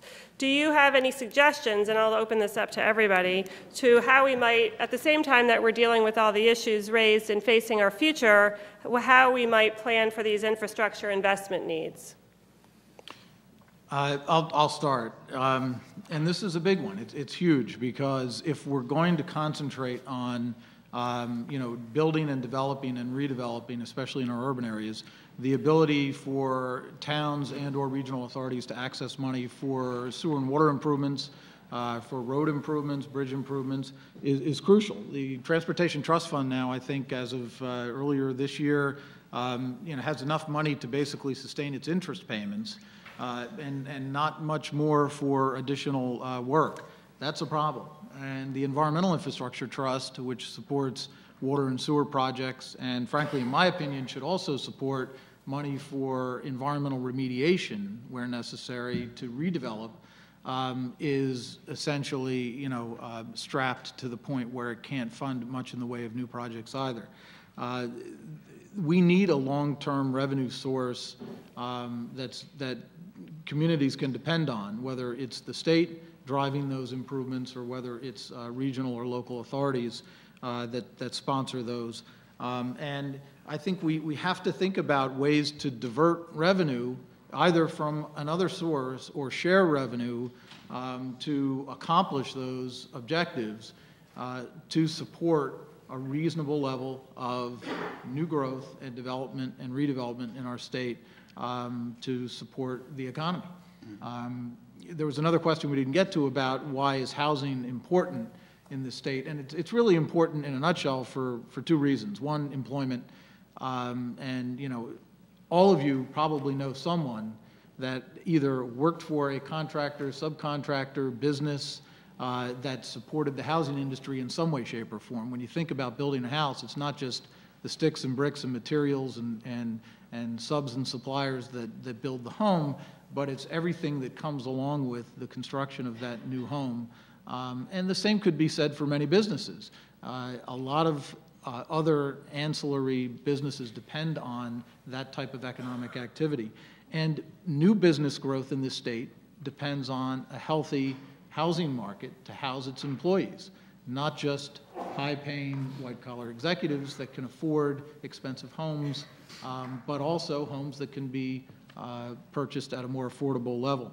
So I'm not sure I have the answer, but I think that we need to look at different options of sharing revenue, of generating or diverting revenue to create a dependable funding source for those infrastructure requirements. And I think that if we're going to look in that direction, and if you look at it regionally and you're expecting municipalities to turn that over to any type of a regional entity to take care of large-scale projects, we're going to have some type of either a project impact assessment or something where these municipalities will feel comfortable that someone's checking, not only the environmental impact of a project, but also the fiscal impact. What's the impact going to be on the government services, on the schools, on, the roadway, the transportation impacts that are associated with the services that are going to need to be provided in terms of things like, police and fire and that type of stuff, so that if there is a dollar amount more than what they can sustain, is that developer willing to step up to the plate while the project's coming in, so that it's not something that's going to be a tax burden that's on the existing community beyond what they can sustain? It has to be something that they know they're going to be able to handle this project and not be what we're up against today. There has to be a capacity that we're going to be able to bear on the project. And we got to do it while it's a new project, not something that we're going to be saddled with later on. I think creating some alternative ways for infrastructure and transportation is another area where New Jersey, I think, can step up to the plate. I think one of the things when I was talking about the cities and our creation, it was more of the fact that we had more densely populated areas and Not all of us want to live in the city, but we did have developments that were more densely populated, easy access to other transportation. So I think New Jersey investing, getting businesses to invest in some more bikeable areas, more bikeable communities. Minnesota, I don't know if you guys seen this. Minnesota was awarded the #1 biking community in America. Minnesota. They bike all year round in Minnesota. Freezing cold. They bike in the wintertime. And now I happen to be a person who loves to bike. I bike 5 miles a day. But I don't enjoy it. I have 3 cars. I hate the fact that I have 3 cars. I don't want 3 cars, but I have to have 3 cars because I live in the suburbs, right? So I would love for the state of New Jersey to invest more into alternative transportation areas where we can become a state that really encourages healthy living, more sustainability, green, and having more access to biking ability. If Minnesota can be the #1 biking city in America, I think New Jersey can create some cities that can do the same. Okay, well, I'm going to... Well, I just want to say 2 quick things, if I may, on this. Well, one of them is I think the Transportation Trust Fund is one of these debt problem issues that we have sort of underlying the projections in the future. And I think we need to think about somehow funding this on a current funding basis. And you go to the gas tax. Nobody in New Jersey wants to touch the gas tax, but it's a low gas tax. But I think you need to think about this on a current basis. I think the Transportation Trust Fund has reached the situation that some of its critics, when it was imposed, said was going to happen. Eventually, you're going to borrow so much that the revenue that you've got for it is going to be used for nothing but debt service. And that's because nobody really wanted to deal, and I know we're not doing blame in history, but nobody wanted to deal with how are we going to fund lots of transportation in the mid-'80s when we put this thing in place. And so we did the trust fund. We made a borrowing capacity that brought a lot of money in, did a lot of work. And now we're paying the piper on that, so we need to think about a current, I'm not necessarily saying the gas tax, but we need to think about this on a current basis, knowing that we've got this debt that's going to be stretching forward for several years. My other question, and this is just kind of something that's bothered me for a long time, how do you sort of try to reimpose a public transportation system on urban sprawl? I mean, it's one thing if you have, hub and spoke cities, transportation feeding into them kinds of things, and I don't know the answer to that, but every now and then I think about it. We've got some transportation experts in the room today. Thank you. We're going to ask the leadership panel to come back up. We're all going to squeeze in here together, and we're going to take questions from the audience. There's 2 microphones, one in each aisle, so please stand up and ask your questions or provide your thoughts.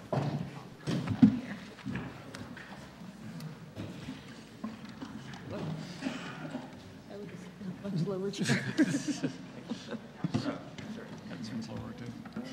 down, I guess.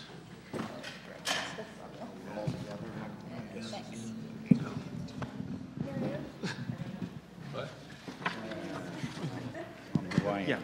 Yeah, we'll get to it again.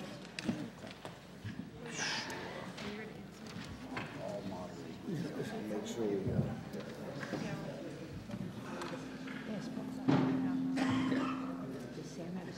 Okay, Sam and I are going to moderate together so that we can figure out the appropriate folks to direct the questions to. This is just a general statement to begin. Please just say your name and where you're from, just so. I'm Barry Abelman from the Office for Planning Advocacy. I wanted to thank all those people who spoke so highly of the state strategic plan.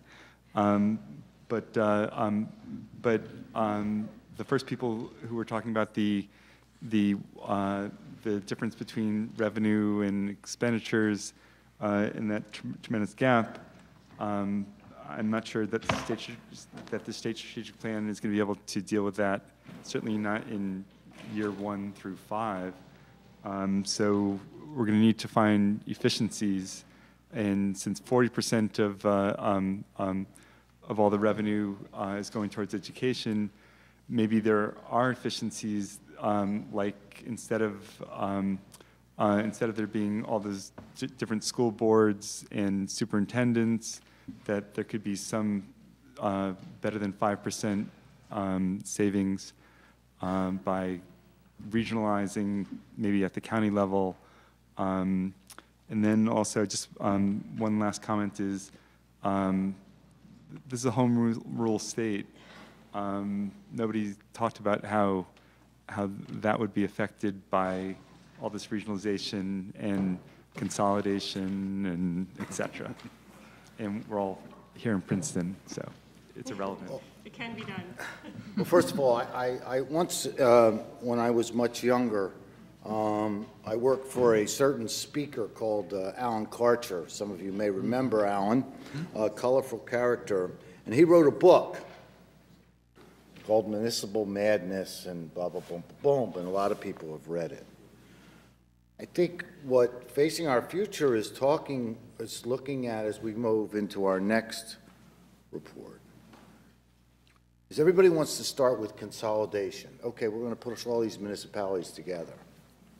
And since we're in the great Princetons that we read so much about that managed to merge, what, over a couple of years it took just to make the deal and merge?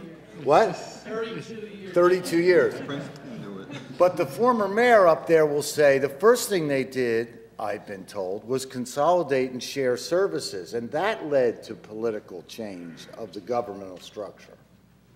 So maybe we ought to start with this, how we're going to provide services more effectively and efficiently, and not start with what the government structure is, because if we can do the first step, we may be able to do the second. The second thing about education, let me turn the comments that have been kind of hinted at on it. 40% might be right.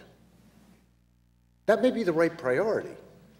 Now, we may want to spend 40% of what, but spending is number one expenditure on education. And I'm not saying it is, but it may be the right decision. And that's what Facing Our Future and the question I think Debbie outlined before and what we talked about is that these may be the right decisions. We've just got to figure out how to deliver them more effectively. So it isn't all about cut/burn. And my three friends didn't come today. That we're going to be on the panel: waste, fraud, and abuse. They're filing for Social Security. They have been used to tell you that you can get something for free because waste, fraud, and abuse, whoever they were, and every administration and every party has used it to suggest that they could do something for free because we're going to get those three guys, and when we get them, everything's going to be okay. The fact of the matter is what the report points out, I think the discussion this morning, is it's not okay, and it is not easy. So going back to the, I think what we're starting to look at is not starting with the notion that we're going to push everybody together or slash and burn, but it is what services are most important, what do you think are most important, and how can they be delivered more effectively in a revenue and expenditure challenged environment. That's the starting point, and I think that's the approach we've been taking. And by sharing services, it doesn't mean a town loses its identity. Right. And I think that's kind of a misnomer. We do talk about home rule, and the development community is very concerned about planning and zoning on a local level and how it kind of distorts our intended outcomes for better land use decisions. But towns can still exist and survive and maintain their identity, but still achieve better financial outcomes by doing things that promote shared services, and also I think could create better land use and zoning decisions if they were willing to give up a little bit of their zoning powers in certain instances to a regional entity. And I think that has to come sooner or later, because we're finding that we're really limiting our ability to maintain good economic health in this state by allowing each individual town to dictate how we develop. I'd like to say something about this as well. It's my entrance. This is Bob Del Tufo, former Attorney General. Yeah, and present klutz, I guess. I wasn't going there, Bob. The questioner mentioned that we're a home rule state. I think the point is that we have to question all of our assumptions and question who we are, and I think we have to question whether home rule is really doing a service for us.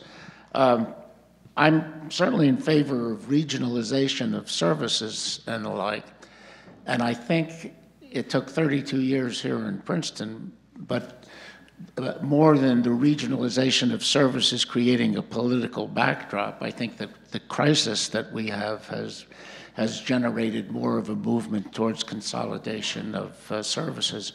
I remember back in the early 70s speaking at a Chiefs of Police Association convention in Atlantic City and suggesting regionalization of police departments. And I was greeted, thank God, only with silence and, and not with other stuff. But I think that we need to, regionalization of services is going to create more government and more bureaucracies. There are more agencies than people have to deal with. I think we need to look at, this is my own opinion, not facing our future, look at consolidation of government itself. The New York Times had an editorial about the Princeton merger, which was very supportive and said that it reflects a creative way to go about things that's going to reduce costs and the like. There are 22 other situations in New Jersey where we have boroughs and townships, so that could be one place to start. But I think that we need to look at a more regional approach to government itself, not just to services. In other words, look to a regional unit to govern within that region. We have counties, so there's already an established unit that may not be the best vehicle, but it's already there and it does exist. And the use of a county as the unit of government goes back 50 or 60, 70 years. It was the unit of government in pre-Norman England when the counties were first formed.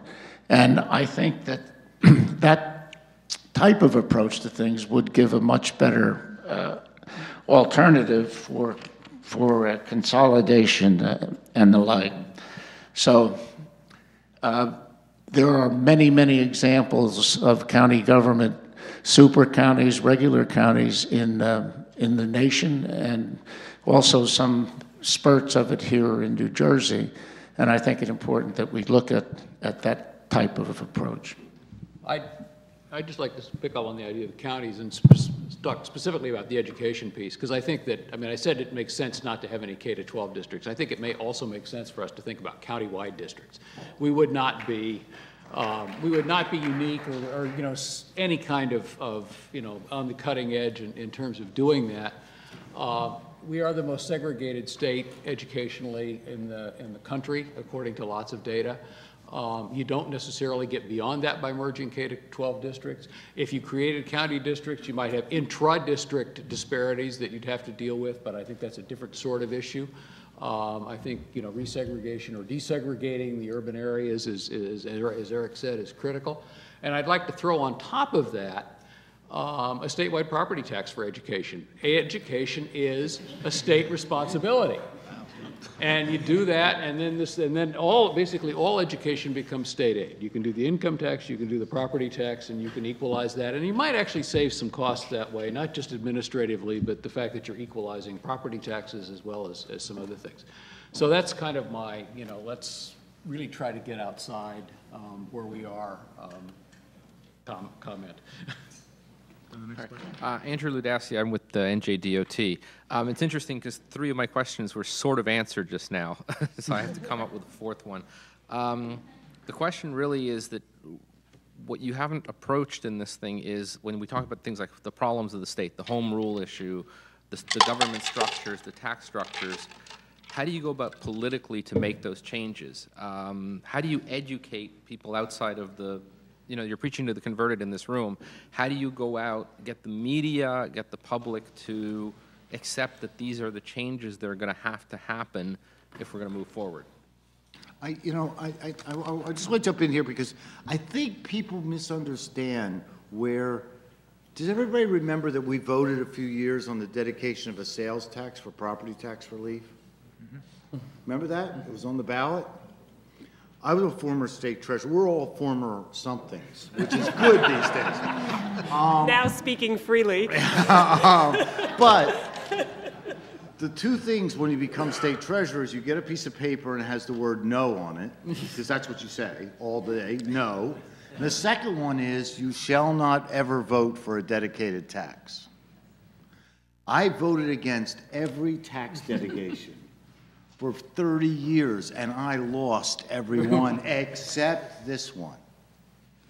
The public in New Jersey was given an opportunity to dedicate a tax for property tax relief when property taxes were being debated as the #1 tax problem in New Jersey, and they voted it down. That suggests to me that the voters in New Jersey may be farther ahead on this issue than everybody gives them credit for. And I finally won one. For the first time, I voted, they were right. But I think that's an important issue, and I think that tells me that people are willing to make some choices. And they're willing to make maybe some difficult choices by not taking the easy vote that time. I was surprised by that. If I can just jump, because I think one of the things is I alluded to is getting that public input at the local level and using alternative resource or using alternative ways to get this information to the public, like maybe through some of the faith community, school forums, it's great, don't get me wrong, let me preference what I'm about to say. It's great having this forum in Princeton. But what would it be like having it at a local community? How could we get this information to the local level? And one of the things is making sure that the underrepresented groups are getting this information in their language, in their culture, in the way that they communicate. I mean, we all communicate culturally differently. And sometimes when we try to reach out and communicate to people about this information, we're just not communicating the way they are used to being communicated to. You understand what I'm saying? You send a letter home with your kid in the school book bag. Some cultures will read it. The other ones is going right in the trash. So you can't communicate with them with letters. You have to try another way. Am I making sense there? Mm-hmm. I mean, I think getting the information out to what you're talking about, outreach, in a proper way, in a proper context, in the proper communities is important. Okay, over here. My name is Tom Byrne. I live here in Princeton and been involved in a number of nonprofit and political activities over the years, including service on your board some years ago. And I make my day job is in the investment management world. I have a nice, simple question for facing our future, which is, what's next?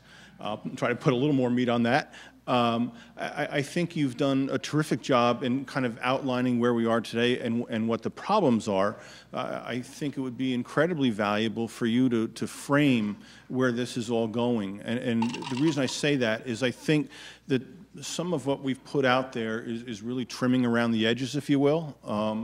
Purchasing co-ops, that's very nice, help a little bit, and so on. And when you think about the state budget, it's depending on how you measure, and the biggest variable is, of course, the pension contribution. You got a structural deficit of somewhere between $4 and $10 billion, and the pension thing is the hugest part of that. And then we heard Rich say $100 billion of unfunded liabilities, which if that number's off, it's probably low. I'm on the State Investment Council. I sat through a meeting yesterday, which included an actuarial presentation that was somewhat unnerving. And I think it's fair to say that the pension liability alone, forget debt and post-retirement health care, could be as high as $200 billion. I don't think it's worse than that, but it's a bad number. So anyway, it seems to me that you would serve the state well with a sharper focus on how we get there. What are our revenue options? I heard $4 billion lost. That would equate, just in simple terms, to a 40% increase in the state income tax. We're going to do that? Or what mix of revenue options are there? That sort of thing. Productivity. What are our real substantive deep menu options there? We heard about education and class size and so forth. I've had a conversation with a former state treasurer, not somebody here, who said, we're not going to solve the property tax problem without dealing with class size. One person's opinion, but an informed one. So what are our menu options there? And in terms of other productivity, consolidation's great. Most people think it's great, but you talk to Ernie Rioch at Rutgers, and he says maybe saves 3% of a town budget. So again, it's not a panacea. And what I worry about is that we have a couple of good ideas, whether it's the millionaire tax or consolidation, and we walk away thinking that solves our problem. And in my view, it really doesn't. So I don't want to go on and on, though I could, but my question is the next step really going to be to lay out what some of the stark alternatives are? Is there a plan for that? Or is it just, here's the problems, please read it and figure out how to deal with it? Okay, so who wants to take that on? We're creating a menu of possible remedies, but not to highlight any one particular one, Tom, but we're undertaking a role. And there's not any one thing, I think, that is going to be a panacea. I think you have to approach it on a broad base and adopt a lot of things. Back to my sword, I'm using a more regional county unit of government could solve, I think, a lot of problems in terms of cost and the like, and it could serve the poverty issue too, because we got into trouble when people left the urban areas and went to the other areas, and the taxes were levied upon people in the urban area. They couldn't pay them, and we got into a decay. If you had a more regionalized approach, then the government could allocate monies to different places in a better fashion. But I think there will be something more from us. There'll be an update, and there'll be a menu, and I don't know how you get it out there. I think you just have to do things like this, try to get people talking about it, and just keep the pressure, get more people out, more discussion. Let me make an observation. We can do a lot of those things, but the bottom line is there is no way that these costs can be covered under any scenario. You cannot raise taxes to cover this problem. Right. When people suggest that they're going to have a millionaire's tax, and let's say the number is $600 billion. First question is, so where do you put the $600 million? Do you pay more teachers' salaries? Do you fund the pension liabilities, or what? So the bottom line is that the current array of services, as projected, just cannot be fulfilled. And people need to accept that we cannot fulfill that cost. And there are going to be significant retrenchment of current activities of the government. Unfortunately, bounce that up to the federal level, the same problem exists there. We can't reach a consensus there. Those people who want taxes versus cuts, obviously we need both at the federal level. But here in New Jersey, it's not unlike other states. We're actually, compared to New York, Illinois, California, a lot better off. Yep. We're nowhere near states like Virginia and North Carolina because they never got into the problem that we're into. But how we get out of it, we're to some degree deluding ourselves if we think this regionalization and consolidation and a few productivity measurements is going to solve this problem. It won't. Absolutely right. Neither will tax increases solve it. Absolutely right. So not that we shouldn't investigate and do all those things. They are critical and important because the citizen will say, well, didn't you try that? The logic says, if Virginia can run government on a county basis, why can't New Jersey? Things like that. Yep. I think you're spot on, and I just urge this group to put that in the next phase of the report, because I just don't think you're going to make progress until these stark choices are really clearly framed for policymakers and other decision makers. Tom, I think there's one thing we need to talk about here, and that is that this is a workout program.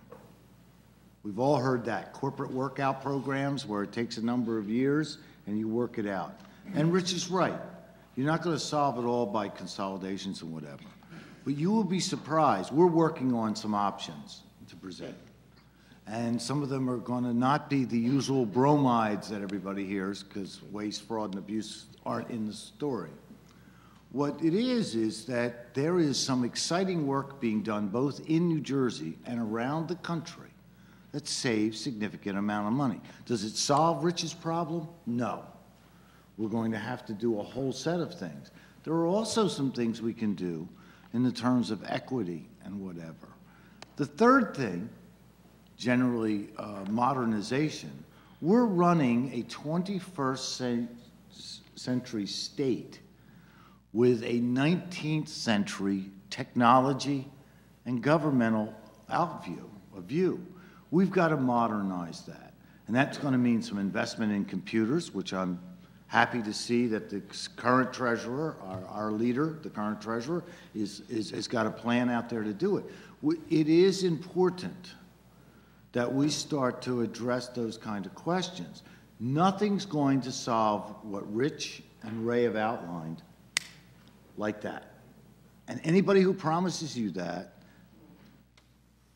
yeah, there's, yeah. And I would like to add just one additional element that has not been discussed at all.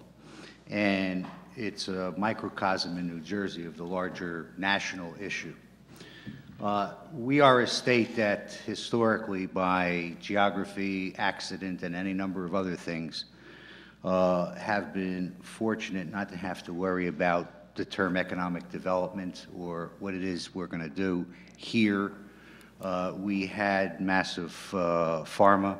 We had telecommunications, much of which came by accident and innovation. Well, pharma is globalized. Telecommunication is, nobody knows where it's going. It's all over the place. We don't know what we're doing in terms of economic development. What kind of state are we going to have? We have, my own personal opinion, an educational system that is turning out thousands of kids in higher ed with thousands, tens of thousands of dollars of debt, qualified to stock the shelves at Walmart. In a high-tech global society, what is this state thinking about as its strategy to recapture the highly educated professional workforce that allows us to maintain the quality of life that we've had? I mean, there are choices. So, yes, you know, if your revenue is fixed, you have to nibble away at how to do things cheaper and better. But I think, personally, the larger issue is that we are experiencing a massive transformation of our economic development and industrial base that nobody is addressing. Yep. Okay, I'm going to... Thank you for your good work. Thank you for your questions. Roy Corneli, 10 years of doing electronic research at Sarnoff and 40 years research, teaching, PhD down to pre-college, and service at NJIT. I want to just outline 4 ways to increase revenue without increasing spending. And it's along the lines of high tech and so forth. All right, let's go. The question, of course, you want a question is, what is the homework assignment that I'm going to give you at the end of going over this? The first thing is high tech, okay? I could tick off 20 or 30 research projects at Sarnoff in the 60s and 70s, and that have now reached fruition, and they are the basis of our exports and economy in New Jersey. I'm just going to spend 2 sentences on my area of high tech. Let's take voice over digital. There was somebody in the basement of Sarnoff working on that in the 60s. And now we all see we can talk into the iPhones. And right? Well, this took about 40 or 50 years to come to fruition. So high tech usually takes, the time around the feedback loop takes a long time. Let me also say that a basic principle of electrical engineering is gain, digital gain. For instance, you have a few full-times, and they build up to more, and before you know it, you have a burst out of the laser. It's all based on feedback, and the spending revenue loop is nothing but a feedback loop. So we can understand this very well. Now, we want to introduce digital gain into this system, okay? How we spend is critical, and we have to keep in mind the time it takes to go around the loop, which usually is not done in the discussions in the news media and so forth. The second way of approaching this is apprenticeship. We see this being done in Germany very successfully.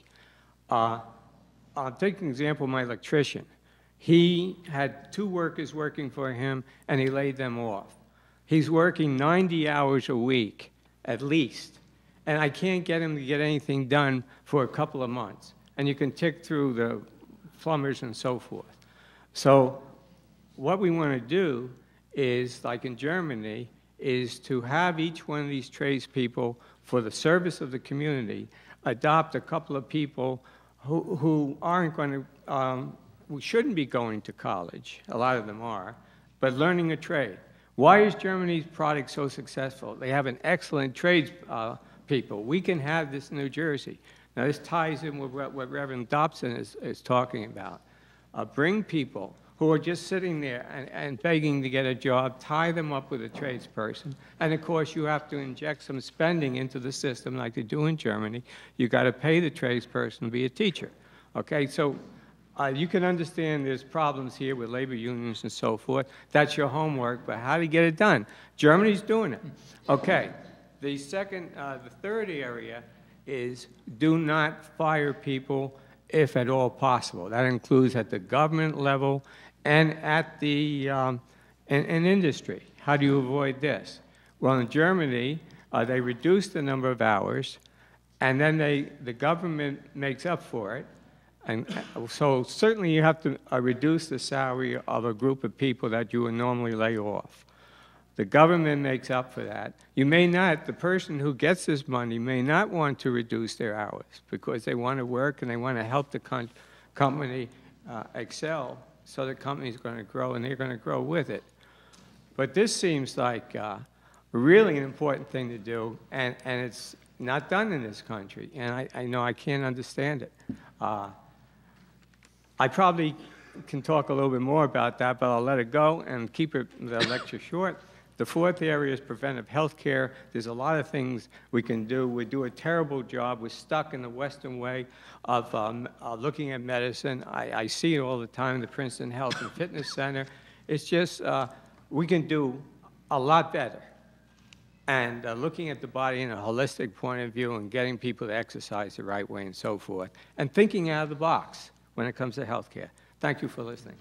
Your homework is obviously, what questions does that raise? Thank you. Hi, my name is David Sandel. I'm from Hopewell Township, and I'm also a former a lot of things. I've now worked at the federal level on budgets, on the state level on budgets with Rich, and at the local level I was deputy mayor in Hopewell Township. And I want to just pick up on a couple of things and then get some advice about where you go next. First of all, some of the things that Eric was saying resonate with me about the obscurity of our government when it relates to 19,000 elected officials. I was one of them. Try explaining to the 17,500 residents of Hopewell Township why their properties were being revalued in 2005, near the peak of the housing bubble. That's what I had to do. Highly educated population, but still an enormous amount of work to try to get through the basic ideas of who's in charge here, by the way, the county in this case, what the structure of government is above them and below them, what our obligation was as a municipality to collect the taxes and then send it out, not just to us, since 13% of what we collected stayed home in the municipality, the rest went to the schools, the county, so on and so forth. It is an impossible thing to explain to the ordinary voter. So I appreciate what you're saying about that, but that really needs to be driven home because most people have no idea how this works. It's systematic obscurity, which then makes an awful lot of what some people might call corruption quite possible. Those who are inside players who know how to work the game will get what they need from the legislature, often from the municipality. They'll get their approvals, they'll get their legislation, and the ordinary voters left out of that discussion because they cannot possibly understand the structure of government in the state of New Jersey at any level. It's completely obscure. The other thing, and it picks up on something that Ray said a minute ago and the last gentleman, I really think you're talking about defying gravity in terms of what's happened to the state of New Jersey. There was once an AT&T. What we have today that's called AT&T is actually Southwestern Bell as a mobile phone company, but the AT&T that we grew up with, certainly I did, doesn't exist anymore. Pharma was on a growth phase for 20 or 30 years in the state of New Jersey. It is now consolidating. You'll see more news of that in the next couple of weeks. It is not an economic driver. And the other thing we used to count on in the state of New Jersey is finance, which expanded by 100% during the previous decade and is now reduced by almost 60%. So it's the how do you get blood out of a turnip question, which is, at the end of the day, where is this money coming from? So I'm not against government. I've been going at it at every level for my whole life, really. I've been in the private sector most of my life. But the question really is, what's the economic engine? And whoever made the point, what are we doing to say we're stimulating new business creation, which I think it has to be? How are we coordinating the efforts of not-for-profits, of institutions like Princeton University, state government, county governments, local governments, other institutions to get that process going? Because without that, we'll be left in the dust, not just by California and New York City and Cambridge, which also have high concentrations of intellectual capital, but financial capital, but the rest of the world. They don't care what happens in New Jersey. We'd better get smart about that. I guess my advice is, as far as what you do, very diligently go to the editorial boards. Star Ledger needs to hear about this, get on TV, and to the extent that you can, really forge whatever you can do to insert yourself into the machinations of the League of Municipalities as one place to start, because of the interest that municipalities have now, and whoever said it, and I think Eric said it. At the municipal level, most of these folks are part-timers who do the best that they can and have no idea. I can tell you in my town, we just approved a $4.1 million bonding authority to build new sewage capacity. Now, the local people who will be served by that will have to pay $44,000 per home to connect. So there's already an insurgent movement to turn that back because they can't possibly afford it.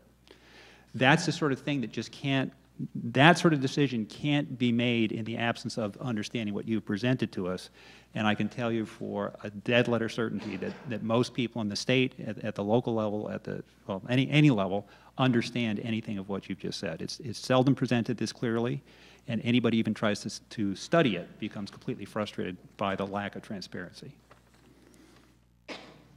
If I could just jump in on two things that you kind of, first, I can't possibly feel your personal pain for what happened in the revaluation. However, that is one of the, let's call it the low-hanging fruit. Given technology today, if you think about one of the challenges facing municipalities, which is loss of tax appeals, okay, there is nothing stopping this state on a state level to be doing annual revaluations, computer generated. We have the GIS, we have the software intelligence to do it. That would effectively eliminate those kinds of things. And right now, we're probably looking at $50 to $75 million a year statewide in terms of losses in that. The second, which again I think is kind of low-hanging fruit, but you know, municipalities, as you know, absorb 100% of the liability for uncollected taxes. Well, how about if we simply said the uncollected taxes are now distributed proportionately among the three levels? Would that not get somebody's attention in terms of the impact? Because right now, there is, you know, the county tax rate's going to be this, and so send me a check. So it changes almost nothing, no structure, you know, it just simply, we're raising taxes for three levels. Each of the three levels should share proportionately in the liability. Sam wants to jump in. Everybody's been coming up with an idea, and some of them are very, very good. And a lot of people think, well, it only saves 1%. I'm an old Everett Dirksen guy. Now I'm going to really date myself. You may recall that Senator Dirksen said $1 million here and $1 million there, and pretty soon you got real, you're talking about real money. In order to work our way out of this, it isn't a question of whether we're going to consolidate school districts, or we're going to do property tax assessment differently, or we're going to do this. We're going to have to do all of them. This is not a choice between we do this road, we do this change and we're okay, and we do this change. This is, when I started talking about the workout, that's what I'm talking about. This is across the board systemic change in how we're going to provide services and at what level. It may be on a regional basis, it may be on a county level, but you're going to have to do them all. So let me talk about my favorite one, snow plowing. It's getting to be that time of year. It's looking like Christmas and such, right? We're all ready for snow plowing. I live in Pennington Borough, which happens to be one of those donut towns surrounded by Hopewell Township. We have our own police department. They have their own police department. Don't ask me why this makes any sense. But I was watching the snow plowing last winter because we had a fair amount of snow, if you recall. The municipal snow plow would go up to the street, go up to Main Street, which is a county road. It would lift its plow. It would go across the county road. It would drop its plow, and it would plow. The county would come up, go straight up Main Street, which is a county road, right? Up Main Street, pouring snow into the municipal streets down the way. Hit a municipal road, pick up its plow, drive across, drop its plow. This isn't going to save us money. It's not going to solve rich or Ray's budget problem. But does that make any sense? Is that the way we ought to run a service efficiently and effectively? So let's just start thinking about the snowplow challenge and what other lessons that teaches us about how we ought to do our governmental services. So this winter, your homework, whoever the gentleman was that handing out homework, is to think about if there's a place, if regional snow plowing makes sense, what other things make sense? And it may save $1,000 for your town, but 1,000 times 566 times 10 times per town, and we're starting to talk around real systemic change. So your homework is to figure out how to do better snow plowing in your municipality.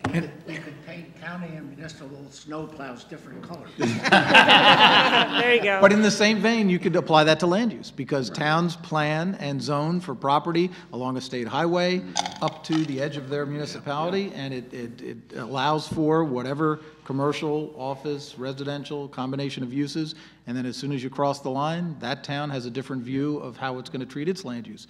That's why we need to think more regionally, and it needs to be done.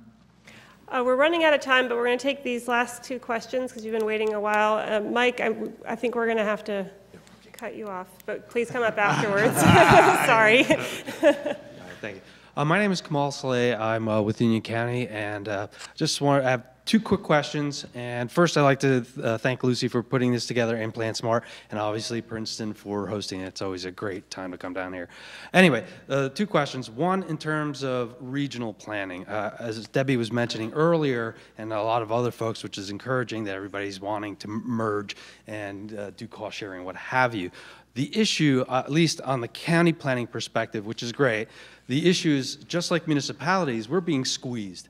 You know, it's squeezed in terms of reduced amount of resources and staff and what have you, which I agree because of in terms of the technical ability that we have at the county level, which is great, but the issue is that we're having the same problem as a municipal as well as our state in terms of reduced resources. So again, I think what we need to look at is possibly tax cost sharing or something to help us to provide the needed staff to do that.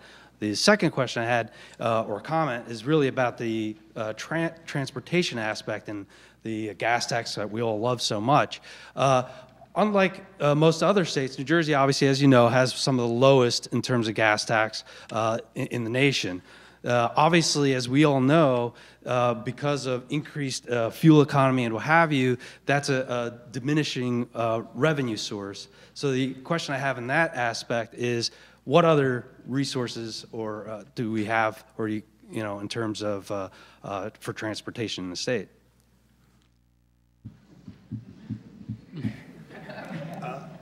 I like the gasoline.